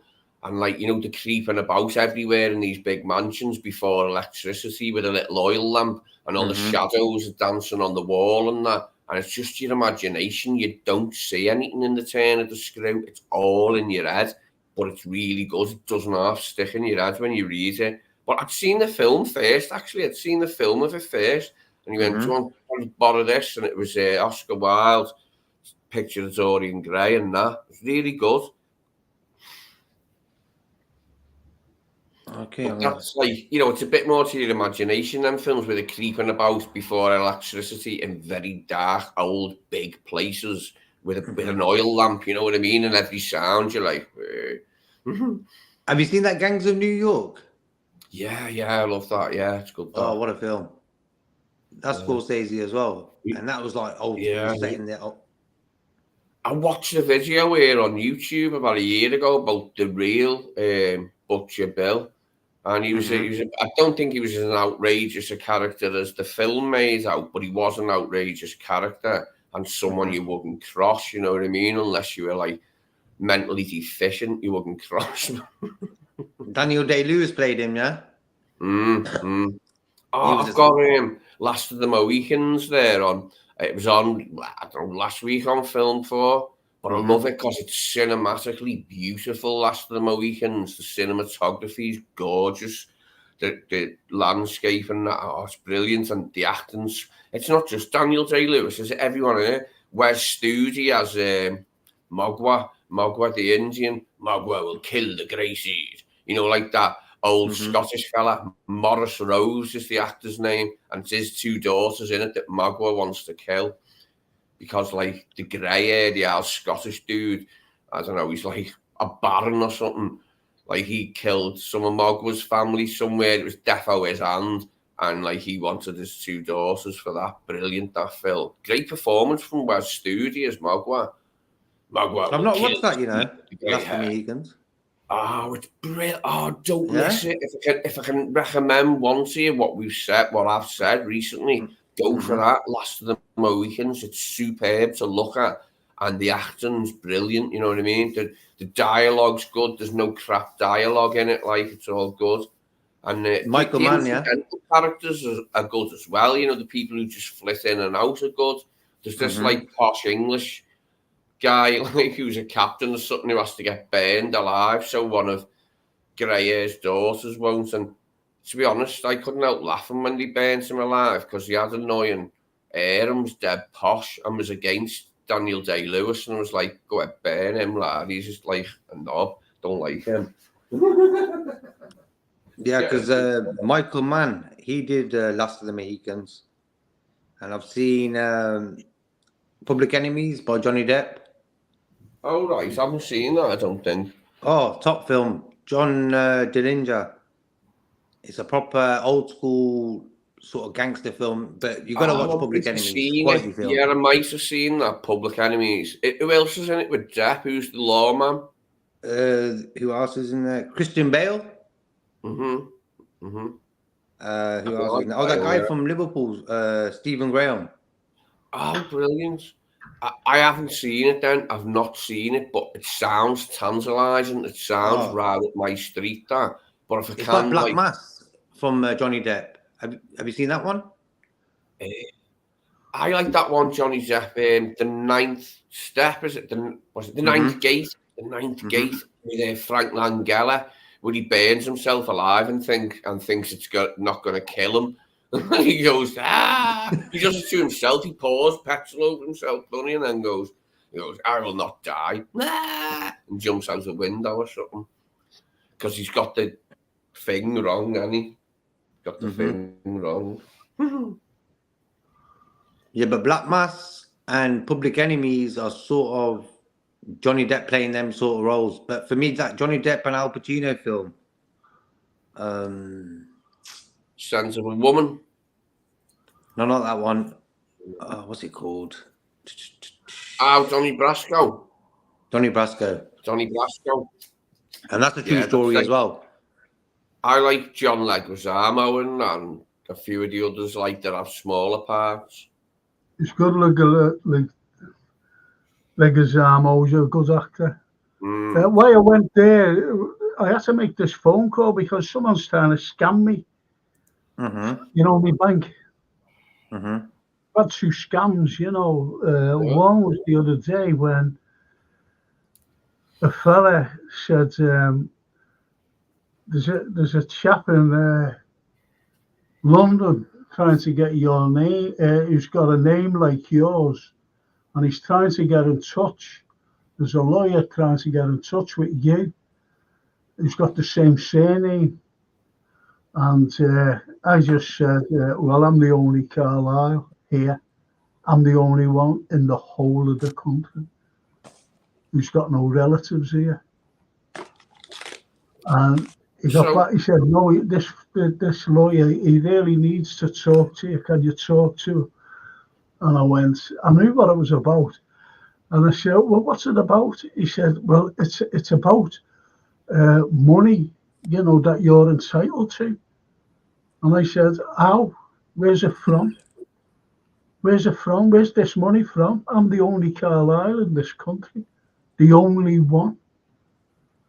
And he said, yeah, but it's in the name. It's your name. I said, well, there's loads of Carlyles all over the place. I said, there's a few Carlyles, you know how you spell my name here in this city of mine. I said, but they're no relation. So anyway, once he mentioned the money, there's 1.5 million. And I just went, oh, you know what, I used a couple of expletives and then just blocked them. And the other one was, what is it? Amazon has taken like 700 quid out of your bank account. Can you press 1 to make sure that they don't, if you know what I mean? And it's just ridiculous. I never pressed the 1, like, and they never got back to me, you know what I mean? And I got a message there during the show, which was this, and it was about scams, actually. And it was my bank, and it just said, authorize your online card payment. Do not tell anyone this, whatever. And there's lots and lots of scams going on about, and it's just ridiculous. Yeah, I've had a few of them weird phone calls, but no one's ever said that I've got money to get. I had to phone them before the midday. That's why I shut off. Forgot all about it. You got to check this guy out called Joey B. Tunes. He's on YouTube. And what he does, he goes after like call centers who try to scam people and stuff. And he does it live sometimes, like where he's actually filming the like you hear the conversations between him and the guy, say maybe in India and stuff. And he proper really goes after him, His name's Joey B. Tunes. Yeah, interesting. It's actually pretty exciting when you watch the scenario where he shows the video of what he's doing, and he'll explain to you what's going on at the start of the video. And maybe that's good for you to watch, Frank, and you'll realize what's like this world right now. Yeah. That's why paper money and digital money, I think, like at the end of the day, the system wants paper money gone. They want you to be all digital, just a number on a screen, like. But with all these scams going on, paper money should be gone. It should stay here, Well, it will. There's just phasing out now, and so is everything is going to be plastic. Well, I'll just go through a few of these, lads, if you don't mind. LFC Aaron, a good film to check out is A History of Violence, directed by by David Cronenberg. I wonder if that's with A History of Violence. Is that with that Norton fella who played the Hulk, by the way? No, that one you're thinking of. That's American Violence, isn't it? Yeah. Do you remember the guy who played Hulk? What was his name? Eric Bana. Eric Bana. Then Norton came in, Edward Norton. He played him then after him. Both of them are good. Oh, do you mean Lou Ferrigno in the TV series? That's the one. That's the guy. Yeah. That's the guy. He was in Kings of Queens. Yeah. He was a neighbor. Yeah. That's right. Well, the likes of, I knew a few green women who turned green in my time. No disrespect, it wasn't a sexist comment, by the way. Going tonight, if you're doing a pod, I'll miss it. Frank says, stay out. No, I'm doing the pod tomorrow, Stu. The pod is tomorrow. Are we doing one tonight? Did I say tonight? No, tomorrow. Yeah, tomorrow. Because the game's it's 8 o'clock kickoff. That's right. That's right. I think Steve and Daryl are playing tonight, aren't they? Yeah, Steve and Daryl. Up front. No, Daryl's in goal. Steve and Daryl. Sounds like Steve and Daryl. Steve and Daryl walking on hand in hand to the game. Over the head, that. Do you know what I'm laughing at? Poor old Lucarino was deaf. He couldn't hear nothing. No wonder he was always angry. Anyway, lad and dad says scammers are everywhere. I remember a few years ago I went to get money out of the bank. I'll have to take you up there, Lee. Sorry. I went to scammers are everywhere. I remember a few years ago I went to get money out the bank, and it said insufficient funds. Turns out someone had been using my bank details over in the USA, flying to different states. Wow. Crazy. Wow. And Steve says, looks great, that Neil. Whatever that was about, boys. LFC Aaron, scumbags, Frank, taking advantage of old people, not you, I mean, in general.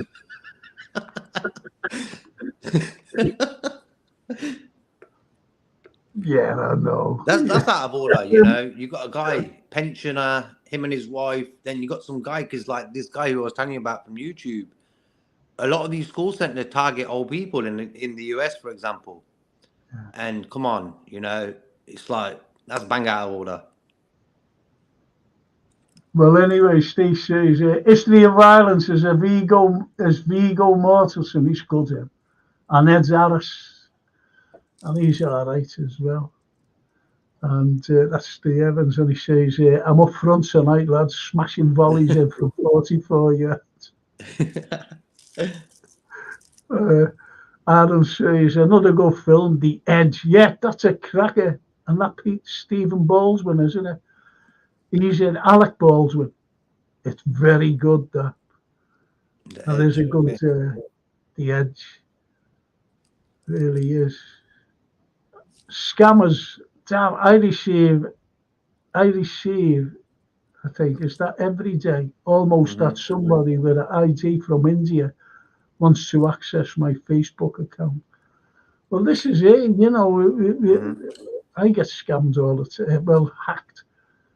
And they send friends out, you know, friend requests who you're already friends with.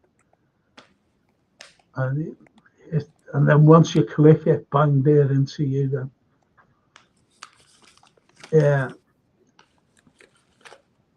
Dad says, yeah, Al's Lads, Frank, good for, yeah, Al's Lads. Yeah, it is a good film. It is a good film. And Ali News says, lack of money is going crazy all over the world. And more scammers were born every day. Exactly. You know, they make life expensive. So what does that result in? That results in people scamming other people to live. Yeah. And with that is the trust issue. Yeah. Trust will be taken. And when you haven't got trust in this world, what you're going to get? Exactly. Yeah. There you go. Exactly. And that's... It's embarrassing. Sorry?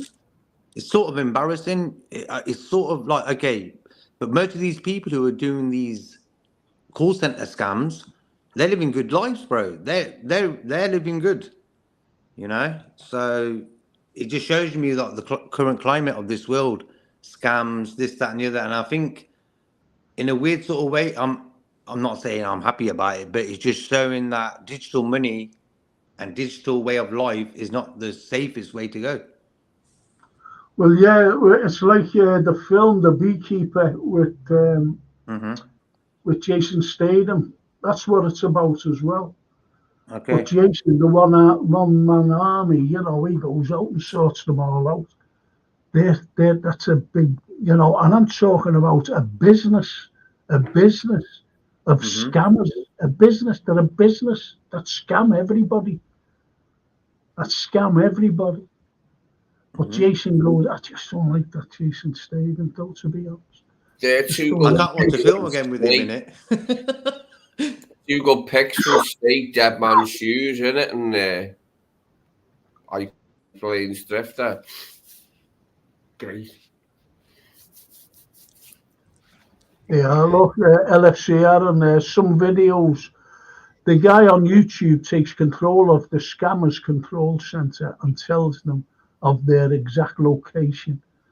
That's brilliant, that, because they should. Yeah, that's like Joey B Tunes. I'll write his name in the chat. You can check him out. Yeah, will do. That's him. I like him. Fair play to the lad. That's good, that, isn't it? So, someone could have easily have been scammed a member of his family. And as LFC Aaron said, like they get the vulnerable, the older people. That's who they try to scam. But I think it goes more deep than that. I think it's the likes of younger people now as well, who seem to You be know what the vulnerable. classic is, bro?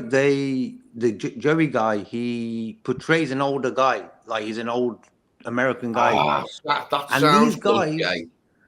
these guys are Indians, but they call themselves Clive Harris. Hi, my name's Clive Harris. I'm like, no, you're not. That's you got to watch this guy. It's pretty interesting. Yeah. And I tell you who else, these young girls, a young girl got hold of me last year sometime and said, I forget what she said. And she said, will you be my friends? And I said, no. I said, anyway, I was talking to her, just chatting. And I said, where are you? What do you do? And she said, she's an American, obviously. And she's in Ukraine. I said, well, what are you doing in Ukraine? She went, and it was the kind of, the SHHH, shh. I can't really tell you, Anyway, got talking to her. And I said, do me a favour. I knew it was a scam, you see. I said, do me a favour. Phone me on this now. You know, that FaceTime thing. I said, just phone me. And she went, I can't. It's a secret. I said, what's a secret if you're in the Ukraine, if you're a nurse, and you want me to send you money, to help, like, the starving children? I said, so, and she went like that, and someone must have said to her, yeah, phone them up. And I said, it's a funny accent there you've got, you're an American in Ukraine helping the starving children, and you've got an African accent. She said, no, I haven't. I said, oh, behave yourself. Shut up. Go on. Really confident, like that you didn't sound that way, but it was like blindingly obvious to your ears. You're like, oh. But the fella must have been, the fella who was really saying, go on, phone him, we've got him. And put on the American accent. Who's African? Who's African? Do you remember, like, in Crime Watch, how they used to portray people who used to do, like, rob jobs? They're the scum of the earth, These people are like, they're on that level, if you understand my point. It's just like ridiculous. Target old people whose memories are going, or I hope my memory doesn't go and I'm like not sharp and I get out off when I'm like older. I hope that don't happen because like I am. Yeah, but on the internet, if something looks dodgy, I'm just off it straight away. Like, that doesn't look right. Bye. Intuition, Lee. When you got intuition, you realize that, and what they're doing with food and stuff, it takes your intuition away. Filling your mind with loads of rubbish, the intuition dies. What's this thing about bugs where you keep hearing people saying eating bugs, and I'm like, all right, yeah, I've eaten bugs. What are you on about? Why are they saying this, people? Because there's no meat left or something? Because they want you to be an animal. Eating bugs and eating from, like, come on, I don't go on Facey, honestly. And anyway, someone sent me a message through. So I said, "Shall I?" Anyway, it just said something. And it was a reply. I'm going back yonks ago when I sent this comment. So anyway, I went on it and I seen some post, from the other day. Because I went to what I was doing, whatever it was anyway. So anyway, I seen this post from the other day. It wasn't about me or anything. And it was about, people who are starving and whatever. Where's all this money going, that we seem to be giving out? foreign aid. So I put, I don't mind foreign aid. I really don't, to countries that need it. I said, but where did you draw the line? And be controversial here with some people. And please, don't jump down my throat. I said, where did you draw the line here? I said, we have 4.5 million kids, children below the poverty line in this country. Yet we're sending billions to Ukraine. That's being proved to be the most corrupt country on the planet. So where's that money going? Why should we be sending those money while there's 4.5 million kids here? And there's, I said about Gaza as well. I said, and kids starving in Gaza, deliberately being starved. I said, so, where's the morality? Who's held accountable for all this?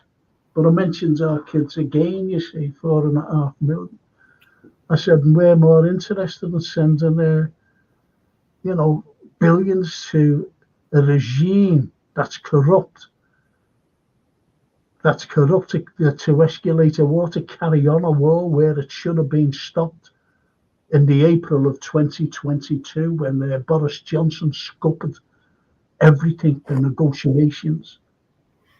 And this is why, people have lost their lives, hundreds of thousands of people, I said, and they are hundreds of thousands of people. Anyway, let's get back to this. So it's everything going on. PMs and ages, crap. Steve Evans, get these scam and texting people every day. Text, emails, etc. all deleted straight away. Wish they'd delete oil. Oh yeah, 115 FC. Yes. You know what's funny, that they saying to Leicester, if you get promoted, if you win the league this season and you come into the Premier League, you're getting points deducted. Yeah. So they do. So the little clubs, for example, they're sort of jumping on, but the big ones, they're sort of, Man City are too precious for the Premier League. You're getting Man City tops in America now, Europe, like they're the latest trend, latest fashion, like Chelsea were back in the days. Or are they like kits from a few years ago that are free when they send them? Or are people buying them, Man City kits? I don't know, it's just the latest trend, bro. That's what they're doing now. It's Man City are too big, too fashionable to do anything against. Too big with too few fans is what City are. Too big with too few fans. Mm-hmm. Well, what about this Ali Noose, our friend Ali over there in Romania? But guys, in the same time, I know people from my country, Romania, that they don't want to work. They go into different countries and steal things to live. They make mansions from it. And that's an honest man. And he carries on by saying 99% from them are gypsies. I work with them for 12 years now. So this is like a lad. And I work since I was 18 and state take 40% from my working money to pay them to sit at home and do nothing. That's not fair. Same here, but...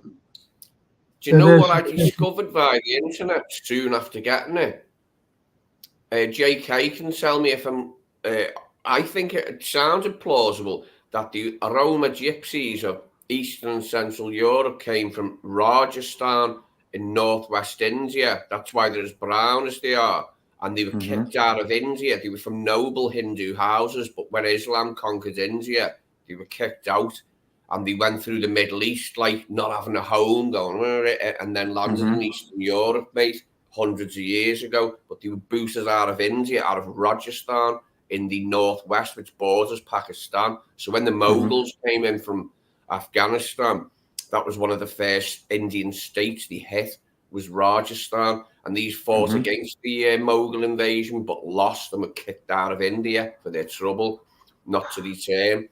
and they've wandered the Middle East, and the thing he would now own as the gypsies. Well, what about the Romani? What about the Irish Romani? Well, you look at them Eastern European Roma, and they're way too brown. Oh, what about the Irish Romani? European,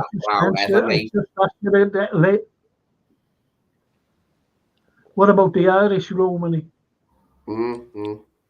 Are you tarnishing the same? No, they're a different colour, aren't they? They're not the same Roma. They're like white Roma, aren't they? The Irish ones. Yeah, but you can't just say about like Indian, you know, like darker skin, gypsies. You never considered that when you see them. You go, bloody hell, that guy's Indian. They're saying he's European, and you go, no way, he's European. Lad. I've seen like brownish Greek, and they're never that brown. Realistic. No, that could be possible because when you look at life, for example, in history, you don't know where everyone's roots are. You know, like that's like evolution, creation. That's going like deep. Like, where do people come from originally? You know, Europe was the last sort of continent that sort of got filled up. So where were their roots come from? We come out of Asia, Europeans, didn't we? We come out of India and then moved further up north and that, didn't we? Yep, that's what I believe. Yeah. See, everyone gets things wrong, to be honest. And they're highlighted in films, by the way. It's like I'm reading a book here. This, right? I'm reading this at the moment in my literature class. It's very good, actually. I recommend it. And the history is, you know, it's like the Richard III, you know, my kingdom for a horse. Now, he never actually said that. Did you know that? Who said it? And this is where we have to be careful about history. As Tolstoy said, history would be a wonderful thing if it was true. So, who said that for dramatic purposes was Shakespeare. You know, when he comes, his horse is killed and he goes off and he's on the floor, isn't he, on the ground. Richard, and he's saying, my kingdom for a horse, my kingdom for a horse. Never ever said it. It was Shakespeare. It's one of the most famous lines, isn't it? People go on about, my horse, my kingdom for a horse, and he didn't even say it. Yeah. It's like a poor player that struts and frets is out upon the stage and is heard no more. A poor player that struts and frets is out upon the stage and is heard no more. And if you put that into context, I know the full speech, by the way, I know it all. And when you put it into full context of that speech, the poor player, he's not on a stage acting.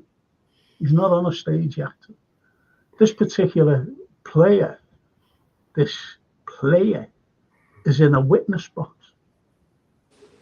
A poor player that struts and frets is out upon the stage and is here no more because he's being questioned for an hour at a trial. And he's here no more because whatever he's saying, the scribe is writing totally different from what he's saying. So you're not actually that he's heard no more because you really don't know what he's actually said because of the scribe, the only one scribe in the courtroom, and that was a gunpowder plotter, or all the gunpowder plotters. And the scribe was Robert Cecil, the master spy, the most powerful man in England at the time. But there was one man sitting there, one man in that audience, because he wouldn't allow any scribes in, because he had to plant to do all the transcript of the trial. But there was one man in there, he was sitting there, listening to everything. And who was that? Shakespeare. Thank you, Shakespeare. Spot on. So, as Tolstoy said, keep saying it, history would be a wonderful thing if it was true. That's very true, isn't it? And that's the Evans says, and it's comic relief tomorrow with the usual whoppers all over. Jog on, you Z-list buttes. He's not the nail of it. What's his name, innit? The crap one out of piece of cake, the bald one now, Pazzy McGuinness. It's him, innit? And Jamie Oliver or something probably is my imagination of something I've never watched. But that's what I imagine to see them two. And that Keith Lemon pretending he's still funny when he wasn't funny. He stopped being funny a long time ago. Yeah, comic relief. Yeah. Go on, Luke. Yeah, it's like comic relief. The name says it all. It's comic. It's a comic. Like you give them your money, they'll keep it and give 5% to the people who need it. Well, they get paid, don't they? They're getting paid. They're not doing it for free. I went up. I gave a very important, and it was great actually. You know, I'm not saying that people were saying it. People were saying it, and I got a standing ovation. And you know, now that the point of it all is. The night was for prostate cancer.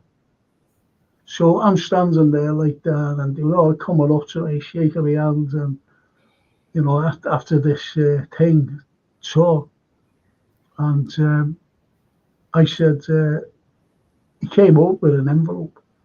He said, yeah, which was my payment, and I said, no, I don't want it. Put it in the fund. This is what it's raised for. Mm-hmm. So, you know, I try to put something back. And I put that fee back. And you made up. You made up in this club. And that's what it's all about. But these people, you know, all these like TV shows that come out, comic relief and Save the Children and all this, they get paid heavily. Why they're not doing nothing for nothing, mate? They get well paid for this charity, for these charity marathons. Going, oh, we're raising this money for that, and you're like, yeah, but you're getting paid massively, mate. You're not doing anything for nothing. You're not doing nothing out the goodness of your heart, and we all know that, and we've known that for a long time. I learned to not believe everything I read long ago. You know what I mean? And it goes with what you see as well. When you see things, and it's all talked up to be something and something else. You're like, yeah, right. If it's cringe, then something's dodgy, you know. And what it is, when you think about how much man makes money, man prints money. It's not given by God every week in a big bag and say that's what you got. You got to get on with it with that.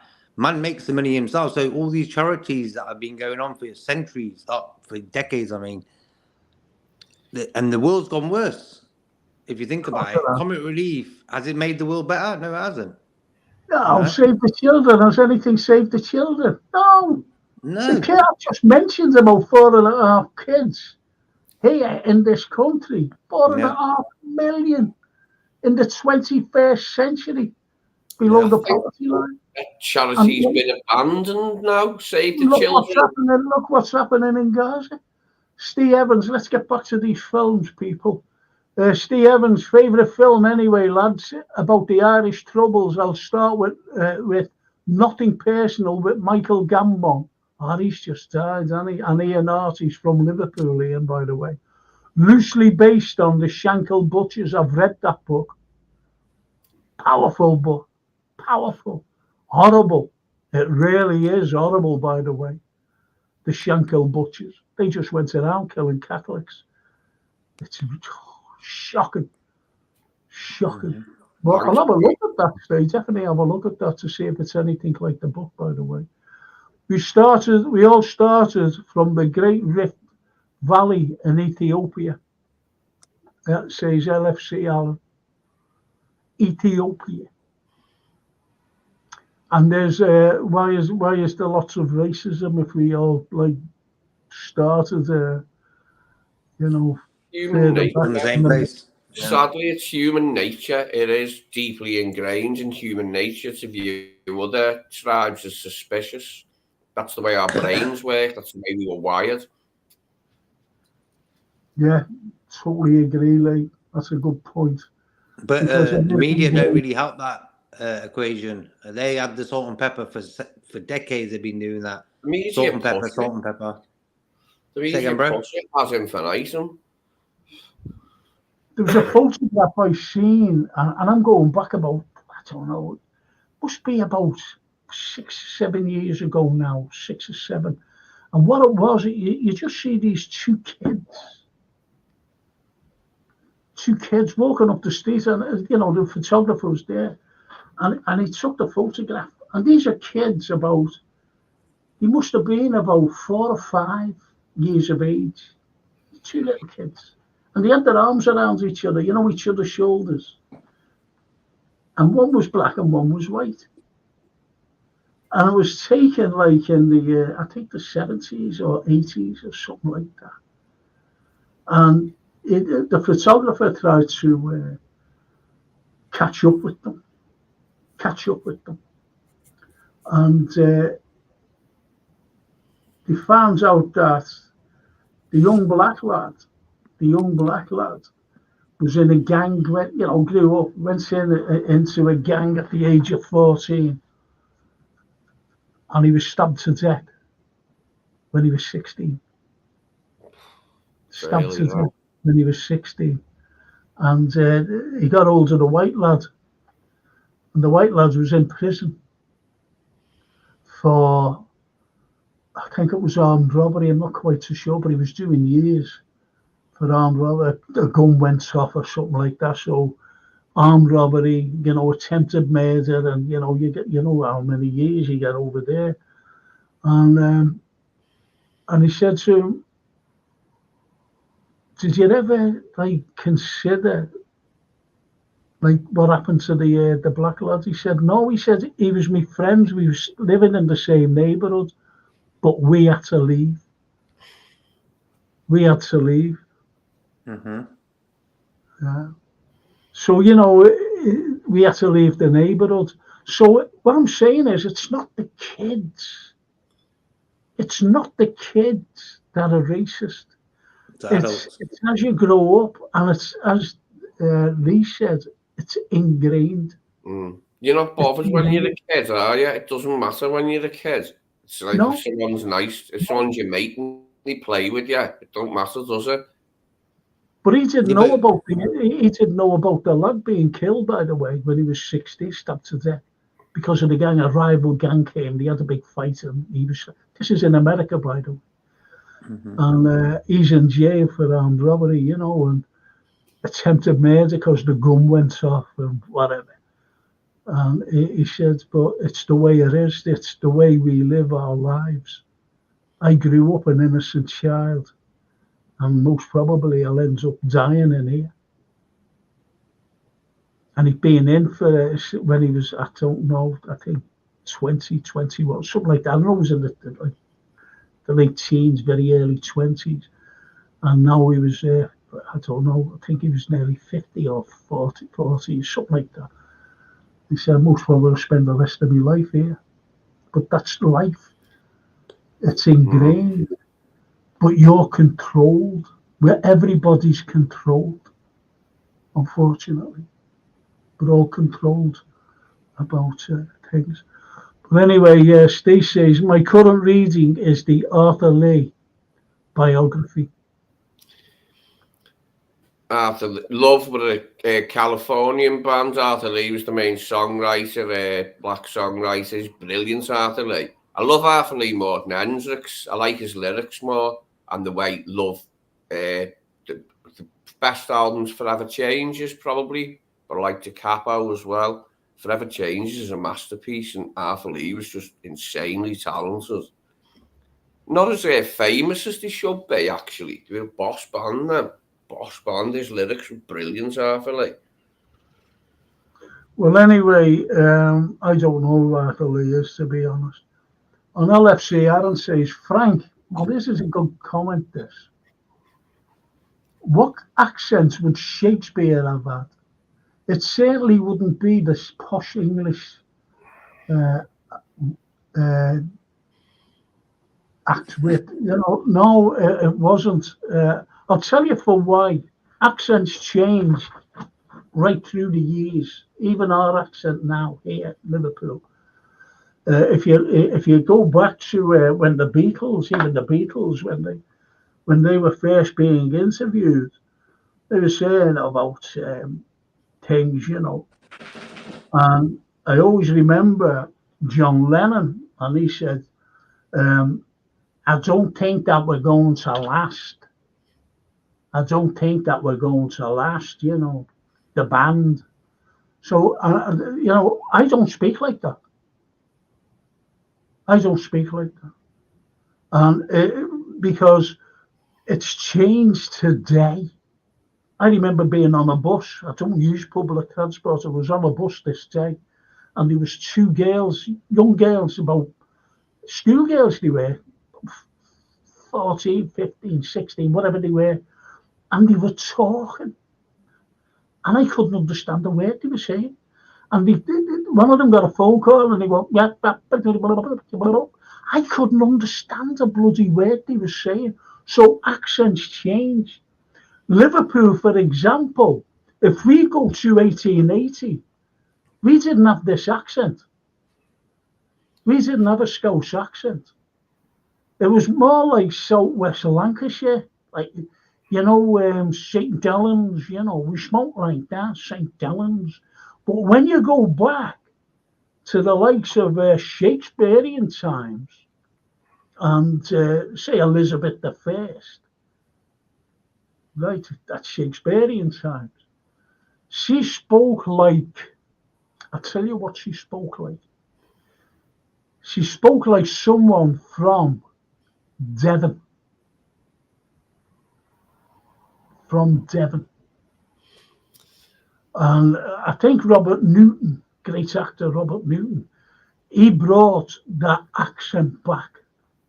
Robert Newton, who spoke very, very posh. If you never see Robert Newton in some certain films, he plays an agent and he speaks very posh. Right, so he brought an accent out. What accent did he bring out? You must know. West Country. Yes, the West Country. So how did he bring it out? What did he do to bring it out? They were. Yeah, it was a film. I went down to Exeter for a bit, and I liked the. I'll tell you the film. I thought you would have got it. I thought you would have got it, Lee. It was Long John Silver, Treasure Island. Army. I've got it Oh, on you missed your chance. You missed your chance, Lee. You missed it. You missed it. Anyway, that's the way I was trying to answer this question, LSC Aaron. And that's the way he spoke, because down there in Devon, don't forget, they went all over the place. The royalty, like Ludlow Castle, speaking with different accents. So they never had the proper English. The English as, yes, it's become quite intolerable. It wasn't like that at all. So they had like a Southwest country accent in the Elizabethan times, Shakespearean times. What was you going to say, Liam? Sorry. I was just trying to finish what I was saying there. I reckon Shakespeare spoke like a Midlands accent, didn't he? Because that's where he was from. He was South Midlands a bit, but not the Midlands as we know now. It's like the South. That's the way they spoke. They never spoke with really an accent. Honestly, they didn't. Now, how did Liverpool get its accent? Irish and Welsh immigration. You can hear both in it, can't you? Irish and Welsh. And then all of a sudden we had other people coming in. We had other people coming in. We had all the migrants coming in, coming from all over Europe. So then you had the Italians. Even the Scottish were coming down. You had the French, believe it or not. You had the Germans. You had Yeah, everybody coming in. French. Armenians. Do you know how we got our nasal accent, by the way? Shall I tell you? Norway, the Norwegians. And they all came over to go whaling from the Mersey when Daniel Brocklebank sent for them. Because those Scousers never had a clue. We did have to go over to the warm waters of the Caribbean instead of going up north, to the freezing cold of the Arctic, So accents changed then. All of a sudden, once they solidified in the country one community, a community that became one community of all different people. That's how accents came about. That's how they came about. Yeah, they do change a lot, like you said. That's certainly true, isn't it? There's a lot of change, like in accents over time. Well, for me, ISCA, worldwide system, who control and manipulate everything for their own good, not for me or others. I believe 99% from what we know is manipulation, religion, everything. Well, I know people say about religion, it's all through religion. It's not all through religion. That's what we're meant to believe. Oh, all religions start wars, and it doesn't. It's in this country before Ethelston. There was war and factions all over the place. And you had all these ales. It was terrible in this country. It was awful. And then they decided to all get together and say, listen, instead of arguing with each other, I'm just putting this in a nutshell, instead of arguing with each other and causing havoc and people are dying, he said, why don't we just have one leader? So they went, yeah, all right, let's have a leader. And Ethelston was picked. So he became the very first King of England, Ethelston. And that's how it all began. That's how it all began. And then when they went back to their little things, their little provinces, and then communities started to grow, that's how one community held an accent together. That's how it was. But that's from the start. That's from the start. And you go through the years, and people were moving everywhere. You had the railway system. The railway system was buying up all the land, so you had all the farmlands. They were moving into cities where they could get work because there was no work for them, because all the arable land, all the farmlands was eaten up. So they started to move into the cities to get work. Another accent. Do you see what I mean? So you're talking now mid 19th century. So it's amazing what the demographic does, to a country and to accents. As I mentioned about John Lennon, and he only goes back to the 60s and the 70s, but his accent was changing. You look at George Harrison, he starts off like that. Oh, yeah, I haven't had my haircut yet. Right, so he starts off like that. You look at him a few years later, speaks differently.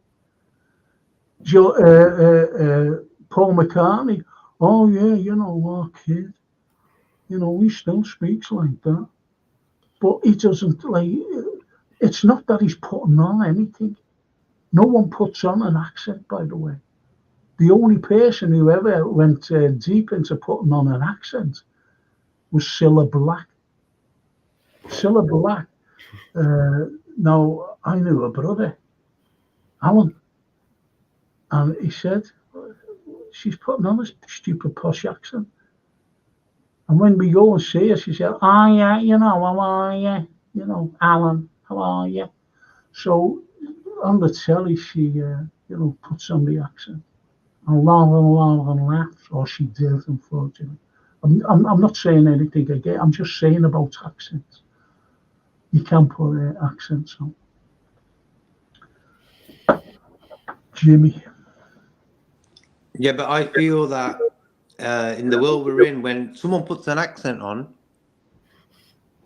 it's like a comedian. Like I was saying, like Peter Kay, he just says it as it is, and he's not putting it on. And that's why a lot of people connect to him quicker than a guy who's putting an accent on for the crowd to make them laugh isn't going to get them laughs. And that's like in real life as well. When someone's just fake and their accent's just fake and their aura's just fake, and it's like you don't connect to them type of people. It's like Jurgen Klopp. When he talks, it's really Jurgen speaking, Yeah. But when Arteta speaks, you're like, Yeah. It's just connections. It's like, that's why humans need to have that unity between themselves. And it's like, when you act right, you get them, you'll get that unity, Yeah, absolutely. You've only got to look at it. Now, Jan Mulby, don't you, JK? Mm-hmm. Now, Jan Mulby's a Dane. Yep. And what does he speak like, Lee? Proper Scouser. Yeah, Scouser. A Scouser. So that's how accents occur. If you go to America, for example,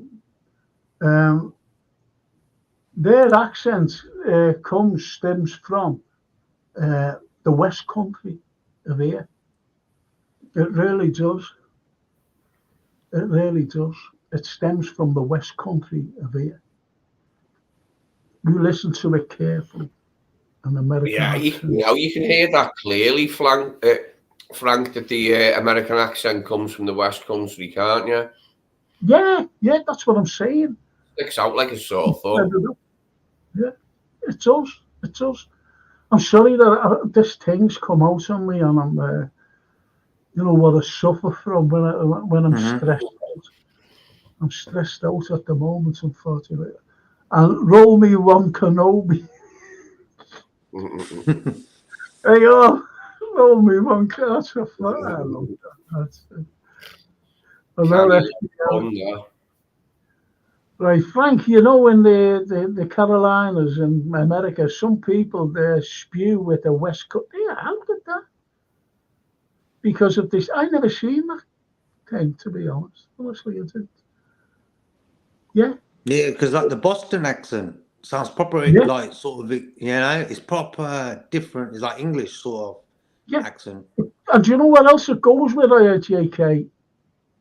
The architecture. Mm-hmm. It's mad. It's just mad. The way Americans say car is like that. You can hear that it's more from the West Country car. The way they say it. Say it differently. Silla the Tory, did you see the photo of a statue the other week with turkey teeth? Yes. Someone sent me turkey teeth. What is turkey teeth? Is that going to turkeys to get new teeth? Yeah. Mm-hmm. Yeah. Because people, it's funny. It really is. You can see them in town and they've got this brilliant white teeth. Yeah. And all perfectly shaped. Go for them. Wouldn't mind them myself. I ain't got it. No, you wouldn't. What was usually with turkey teeth? Being yourself. I wouldn't want Ryland ones because they blind people, don't they? And you look a mug because they look fake as anything. I've always thought, like, it wasn't a big deal when we were kids, like looking at the telly and going, that fella's teeth are boss, or they were bad. It's like, yeah, that fella's got teeth like the rest of us. And that was it. I'm doing a great history show a week on Monday, and I'm not going to tell you what it is, but you'd love it. You'd love it, what I'm going to talk about. And you'll go, wow. People will, you know, when they because I told Jason, I said to Jason, I'm going to do this fella. And he went, wow, great that. I said, okay. Because there was a lad on one of the streams I go on to, well, not going on anymore because someone told lies about me. That fucking Valley told lies about me. Prick. Told you. Anyway, and he said, I told him what, because he pops in onto the history show, and he said, and I told him what I'm going to do, and he went, fabulous, that'll be great, that'll be great. So I'm going to do this, fella, and it's about the First World War, true story, and you will know where I started. Anyway, Boston accent has a bit of Irish tang to it. Says, roll me one Kenobi. Mm-hmm. Sure does, mate. Sure does. That's that Black Mass film I was telling you to watch. Johnny Depp one. Yeah. See, Ali Noose, this is like Moldova. Moldova was part of Romania before they speak Romanian, but after the Russians went there, they start speaking Romanian with a Russian accent. Yeah, Moldova, yeah. But there's a lot of Russian-speaking people there. When my dad's family spoke Russian when they first got to Liverpool, that was their language, even though they were Finnish. They lived right near the Russian border, and St. Petersburg was closer. Mm-hmm. And it'd been, you know, they'd already Tsarist Russia had already invaded, you know what I mean? So there were people in the east of Finland just getting used to speaking Russian. It was Russian control. And when Alaska, in 1848, and the Russians sold Alaska to America, they were Russian people there. You know, still there speaking Russian, albeit that it was America. Mad. Anyway, Steve Evans, American accents get on Minnesota, Dakota with the Scandinavian twang. And one of the best series ever made was this. Am I right, lads? Mm-hmm. Mm-hmm, mm-hmm. I've watched one episode of that. What's that guy's name? The little guy. Billy Bob Thornton. The other guy, he was from... Freeman. Lee. He's English, yeah? JK. Mm-hmm. What's the one with Billy Bob Thornton? Mm-hmm. And who did you say, Lee? Martin Freeman. Martin Freeman, the two of them, they're in it together. Okay. I don't know whether it's the third or fourth series, but just look for Billy Bob Thornton and Martin Freeman. Brilliant. It's brilliant. Am I right, The Lee? Hobbit, yeah. Did you watch it, Lee? I did, mate, yeah. I just asked you the question. Isn't it brilliant that, you know, Billy Bob and the other fella? Very funny as well. Funny as well. Like it is really. And there's another one with James Buscemi. That was dead funny as well. That was funny. That was brilliant. Hitman. And Chris Rock and Martin Freeman is in Fargo, I think. No, Chris Rock ain't in it, but Martin Freeman isn't. Billy Bob Thornton. Didn't see Chris Rock, I don't think. LFC says, I don't know, it's first series. And he's in it, Chris Rock. Yeah. And True Detective is another great series. I watched the last one that was just made, and I thought that it was. So that was Josie Foster. And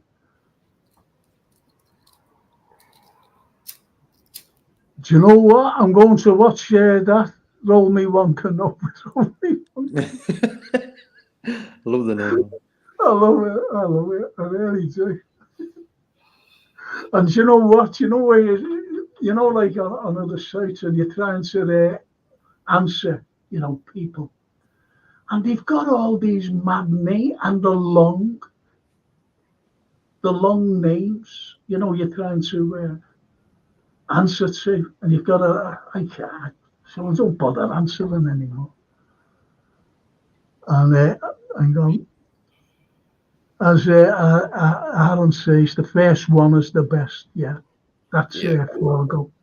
That's Fargo. Right, lads. You looking forward to tonight?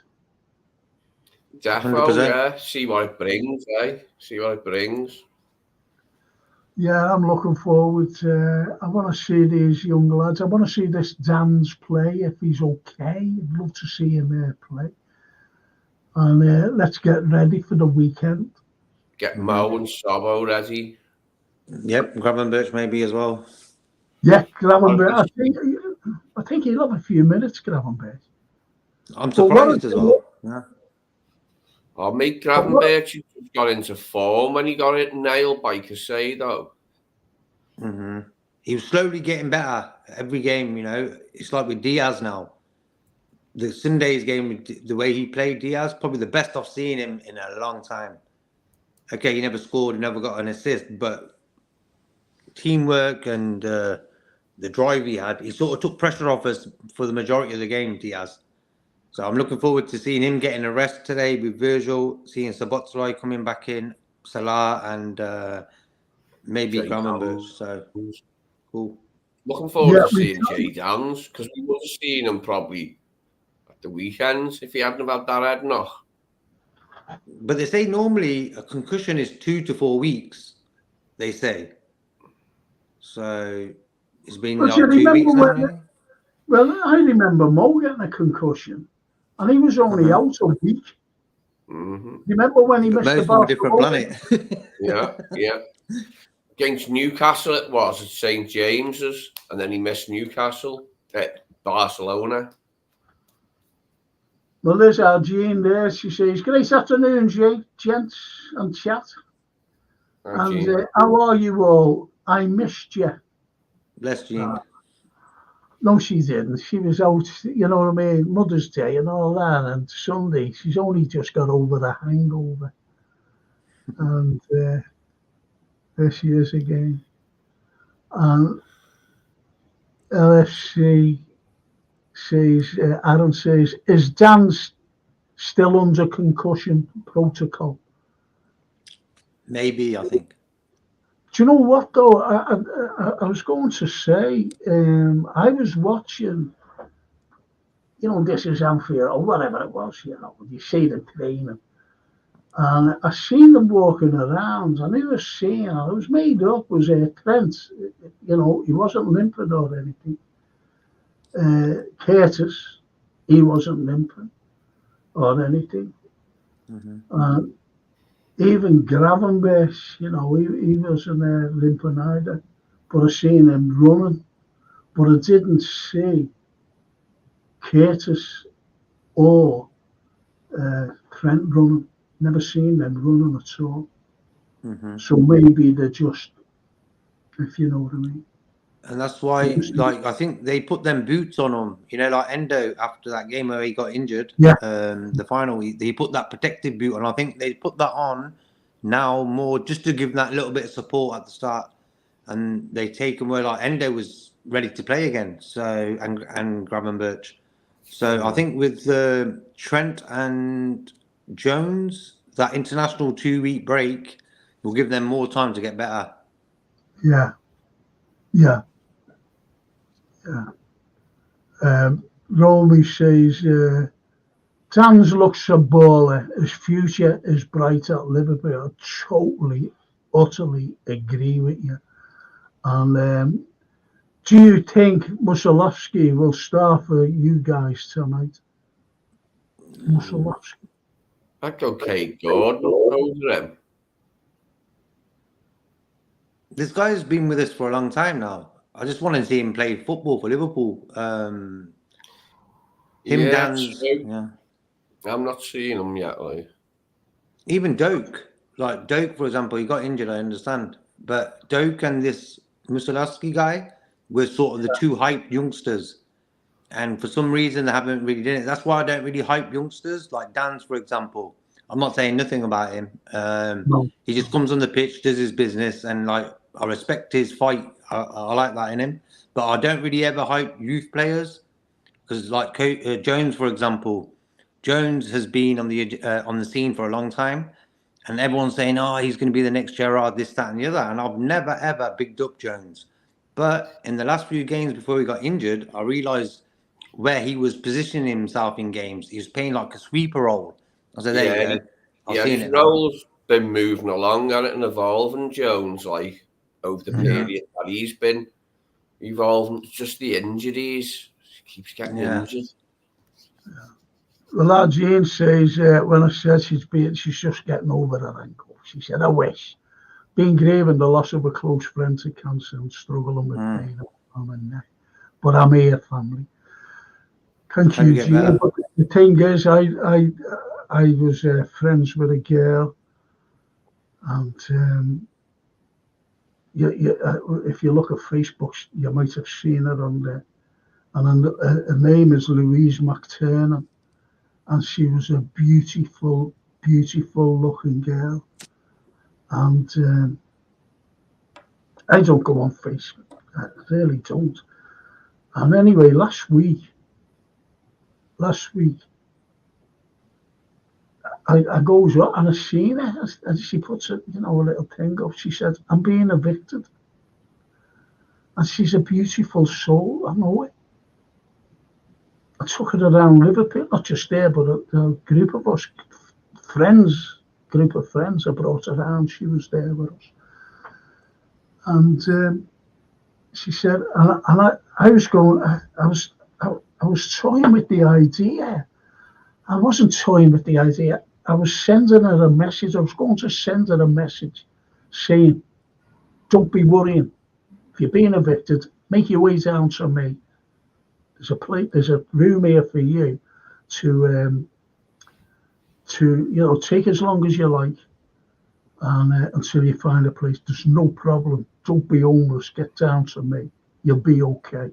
That's what I was going to say to her, and I never sent her it. She committed suicide the next day.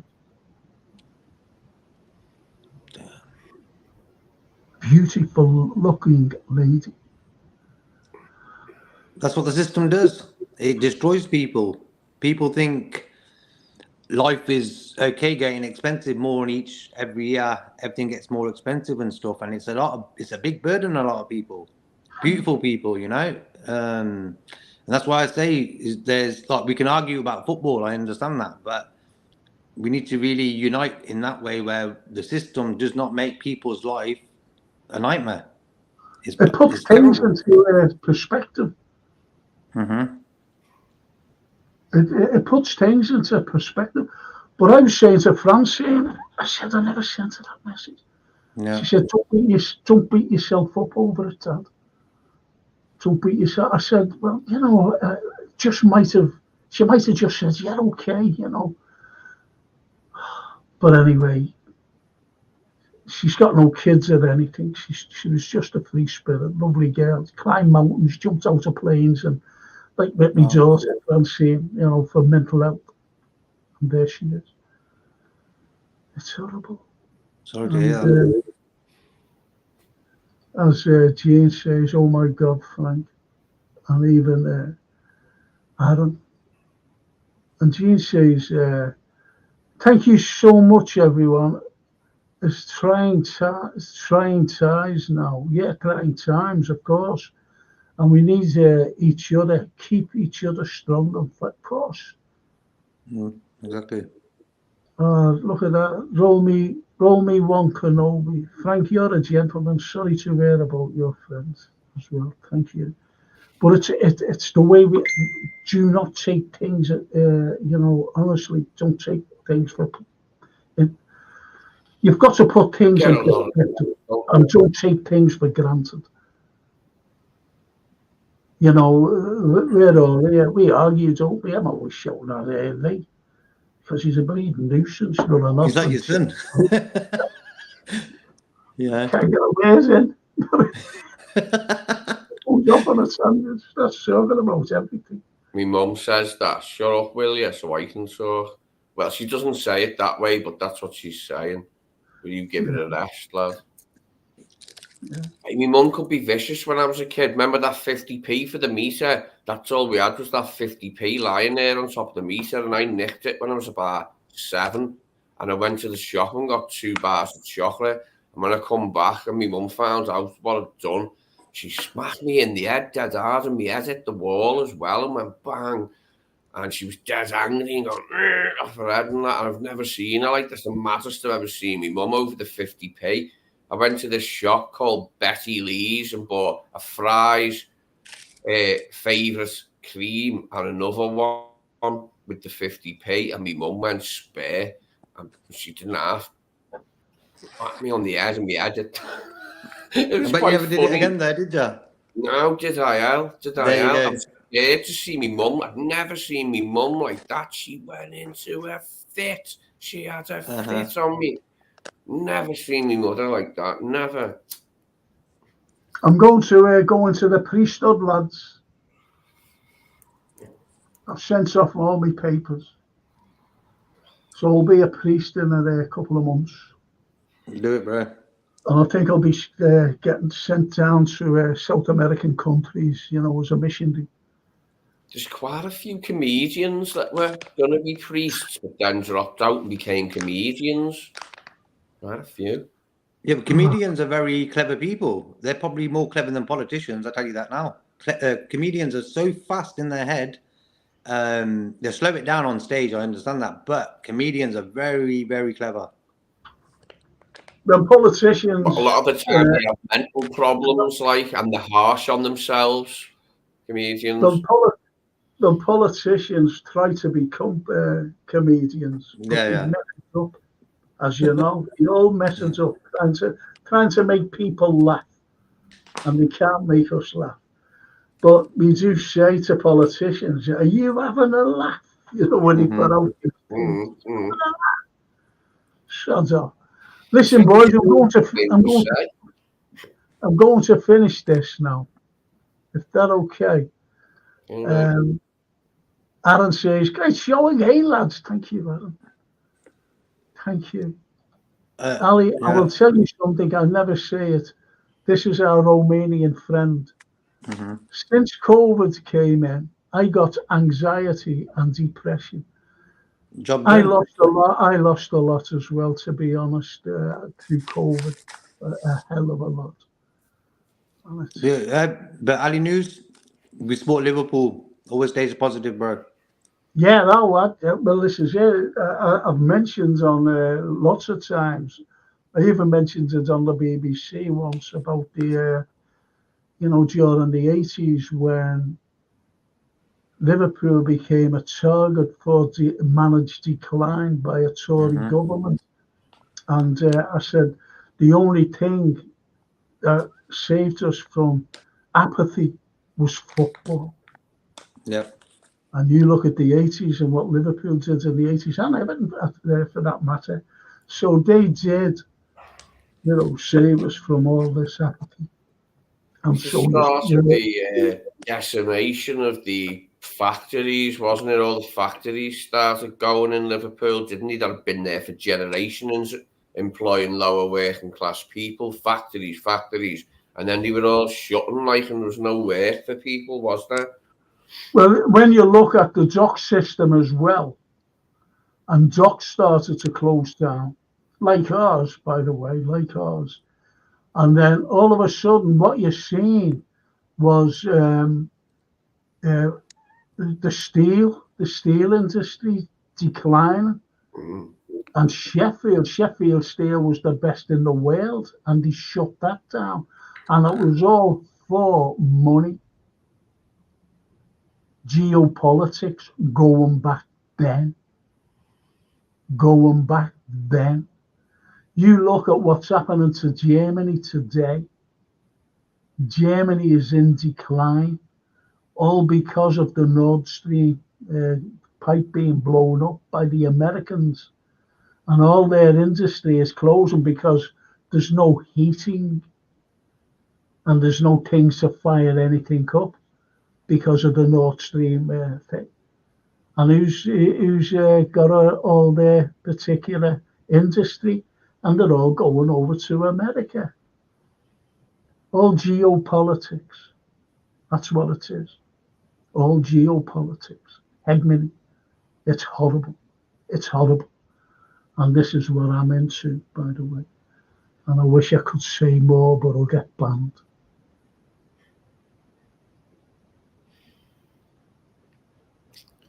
And there's our Gene. Gene, do you want me to ring you after this? Let me know right away now. LFC are still doing that today. Yes. Yeah. Anyway, so tomorrow, what time tomorrow, boys? For the football poddy. 8 o'clock. Yeah. Is that all right? Yeah, sound, mate, sound. Okay, so We kick off at like 5:45, don't we? No, today we kick off at 8. I'm really. That's tomorrow. Tomorrow, Show. yeah. I was thinking the match was tomorrow then. Yes, okay, so what I'll do then, he's going back. You're regression back. Yeah, I digress. Don't know what the hell I was on No, about not there. digress, Matches regress. tonight. Yeah, or devolve or something like, or derail. Derail. It's the everything, isn't it, really? It's I just want to say thanks to the guys in the comments who write film titles, like top films to watch and stuff. Yeah. Jotting them down. Yeah. Yeah. That's Last great. of the Mohicans, Jay. Get Yeah, with 100%. I'm Daniel going to watch that. Day-Lewis and that. It's boss. Wes Stoosy's brilliant as Magua, the Indian who's after Morris Rose, the grey hair. It's brilliant. Yeah, it's dramatic and it's just the cinematography is lush. It's so beautifully shot. Last of the Mohicans. You'll know what I'm talking about after watching it for 10 minutes. After 10 minutes, you'll be like, stunning. Michael Mann, yeah? I think it was Michael Mann, yeah. And he's usually rubbish, Michael Mann. After I like that him. film, all his other ones were pitiful. He's the type of director you hear like he's done it and you go, I'm not watching that, lad. But he's done a few good ones early on and then went rubbish. Okay, no, you know, it's great, isn't it? You know, they come on late. We've been here, haven't we? We started at 7:15 this morning. And now they're just and we're all tired and everything else. And Aaron says, no problem, I've got loads more for you, mate. Okay, sorted. That's for you, Jake. I like that gangster films, real story type of films. That's my cup of tea.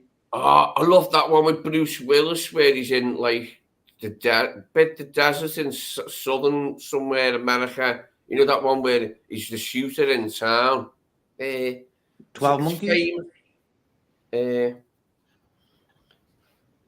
can't think what it's called. He's an assassin who's hired, but he's working for both sides in this town. It's in the south somewhere. It's good. I can't remember the name. Oh. Not 12 Monkeys, no. No, I watched it not too long ago. Last Man Standing, it's called. Last Man Standing. It's a good one. It's a good one with Bruce Willis. Well, a mate of mine, Jake, unfortunately, he's dead now. He died a few months ago, passed on through that bloody prostate cancer. That's why he gave me fee, you know, to help, because you never know. Anyway, he was in Lock, Stock and Two Smoking Barrels. That's a Guy Ritchie film. If you haven't seen it, have a look at it, and you'll see two Scousers in it. One of them was Jake. It's good. It's good. Good Jake. So sorry to see him go. And Lee Gandy says, "Rip Jake Abraham." See, like Ali Noose says, COVID fucked it. Well, anyway, up. And it done me because what I was doing was a play. Well, I've written a play, and it's called A Reflection of Dickens. And I think I told you, lads. And we had the cast. Jake was going to direct it, besides having a part in it as well. Great actor, Jake, film actor, film star. And we had it going on in the June, and then COVID hit, and that bleeding Johnson turned around, lockdown. No need to have a lockdown. Didn't put it up. By the time everything come out, by the time I had the backers and everything, even one of the backers died as well. Anyway, it's just like getting it back up again and on. Yeah. Performing. To a certain point. Jake's dead. He was going to direct it. Anyway, so that's it. Life is a precious thing. That's why we should put everything, don't take things for granted. I did. And look at me today. Bloody personal life fucked up. Sorry to swear. But it mightn't be fucked up, if you know what I mean. Mightn't be. And Lee says he was in many of Boss films. Great actor too. That's that's Jake Abraham we meet. Lee Gandy, I haven't seen Andy Povey. I haven't seen him for yonks. I think he's working somewhere down, the south of Liverpool somewhere. He's doing the business down there. So I haven't seen him, mate. And Arthur Schofield. Just got to say, I've been listening to everything today. Really interesting topics being discussed by all. Thanks, says Arthur Schofield. Yeah, see, you never know because of the ends, do you? Hey, I think he's a CIA spy. I really do. Arthur doesn't say nothing. He just listens in, with his big ears.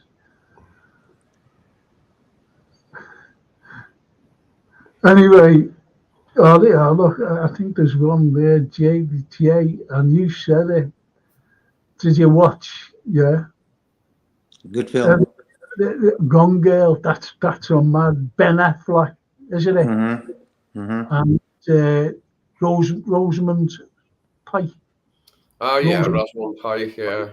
Good actress, yeah. Yeah, they're all good. Anyway, every day life may be messed up, but be thankful that you woke up this morning. Many wish they had. Yes. And she's checking Gone Girl out. But anyway, shall we finish or what? Okay, mate. Are you hungry, Lee? A little bit, yeah. I'm a little bit, but I've got to go out to get food.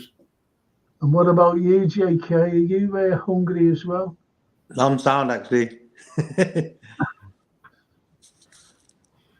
I bet you JK's a big slim fella like you, Lee. Remember back in the days when people used to say, "Oh, are you hungry?" And then they used to do that knuckle sandwich thing. And they put their fist. Remember? That's why I said, "No, I'm okay, bro." You're gonna do it. I'm full. Knuckle sandwich. Yeah, you're right there. That's why when you said that, I was getting, knuckle sandwiches coming up soon. Knuckle sandwiches, yeah. That's good. That's mad, you know. You can go, we digress. We talk about different things. Anyway, lads, my arm's killing me. The arm is little killing me. And our lovely Jean says, have a wonderful day, everyone. You'll never walk alone, 100%, and all those little gifts that go along with it. And Ali says, some English fish and chips. That's our cuisine, you know. I did some tagliatelle yesterday, and that was... I don't think I ever bought fish and chips in a chippy. I never did. I always just bought a pie or a fish. I like fish cake or whatever you call them, savouries. I like them. They're pretty basic, but with a good bit of salt on. They're dead nice. I like them. I like excuse me. A mushy piece. He's into the chippy. Yeah. Brilliant. And funny enough, Lee says Jake plays a great part in 2011 in a program called Justice with a mate of mine, Gary Mabbers. Yeah. I knew his sister there, by the way, Gary's sister. Nice girl. And Dustin F. Ante says, Kumas, let's go. He could be playing tonight, you know. And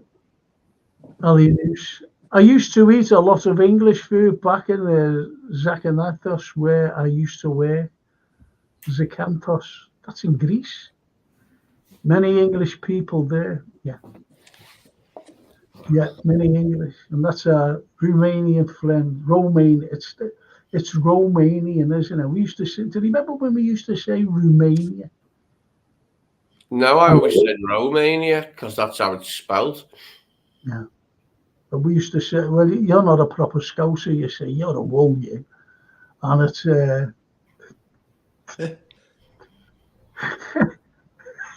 He's finished. Anyway, I'm gonna let you go, and I'll see you later. Eh? Okay, lads. See you tomorrow. See you, Joe.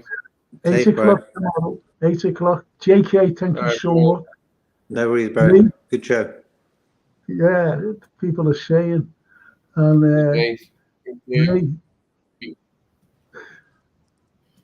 listen to this. Listen to this. You need to try some Romanian food. I will send you some. He doesn't realise that we live on the other side of Venus. I have to get Elon Musk for his SpaceX to get the food over here. That's lovely. What a lovely. I like the look of the Black Sea coast in Romania or Romania. I like the Black Sea coast that you see on TV. Very nice. Look, they're all speaking Romanian now. Look, Justin Fancy and Ali Noosh. See what an international show we've got, boys. And you connect, brothers. Isn't it unbelievable? We connect. No wonder we've got funny accents. Didn't see the Black used to do that. He used to connect people. Blind date, was it? Oh yeah. That was worth watching when it was new because it was relatively amusing when it was new, but then it's just like you'd seen it and you were like, yeah, all right. What else did she do? She did another thing, did you? Surprise. Yeah, surprise. The unbelievable hit you between the eyes. Life is full of surprises. That's a surprise, you see. Surprise. It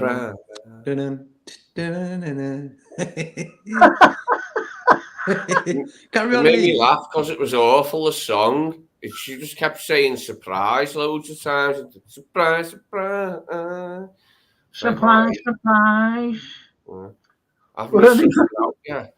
Haven't you worked it out yet, Silla? It's still a shot to you, this. But I tell you what, though, I've seen a couple of I'm not being funny, like sitting in our kids or whatever, and come on, so. And you see them at like the last, and they come out, and it does get emotional. No, they hadn't seen anyone for years. I mean, like family, they thought that, whatever. And there was one where she was told that her sister had died, because she wanted to know, because she remembered a little sister when she was little, with the two of them around the same age, funny enough, a year between them. And anyway, she was adopted. And she said when she, like in her teens or something, in the teens, I had a sister, what happened? Oh, she died. He didn't like to tell you. And that was on surprise, because, the lady now was a grandmother herself. And he brought her out, a sister. That was that emotional, that was. So there's things like that where it's listen to this fella, look. Ich kann auch mit JK Deutsch sprechen. Ich bin nicht eine Ausländer, ich bin Deutsch. Kein Problem, listen. Did you like that? I like that. Well, anyway, before I dig a big hole for the song, I'll say later, and thanks, chat. Thank you so much. It's been absolutely wonderful, absolutely wonderful. And Ali Noose says, we need to meet in Liverpool and drink 2 days. We'll be on Frank. He's got a scouse in you. More like drink 2 pints now with me. I'm battered after a few now. I can't do it anymore. I can drink, but I can't drink much, like without feeling ill and regretting having a drink. So if I keep it to 2 or 3, like, I'm all right these days. No, Maria. No, Maria. Who sang that? Edith Piaf. Did I sound like Edith then? A little bit, yeah. There was a hint there. There was a hint there. There was. JK's jealous, I need that voice. He can't do Edith Piaf. I could read the music. I'm fucking cracking up here. Anyway. Love you, Ray. Love you, JK, and all the chat. Thank you so much. I'll give you the bell, Jane. Okay, I'll give you the bell in about 5 or 10 minutes. And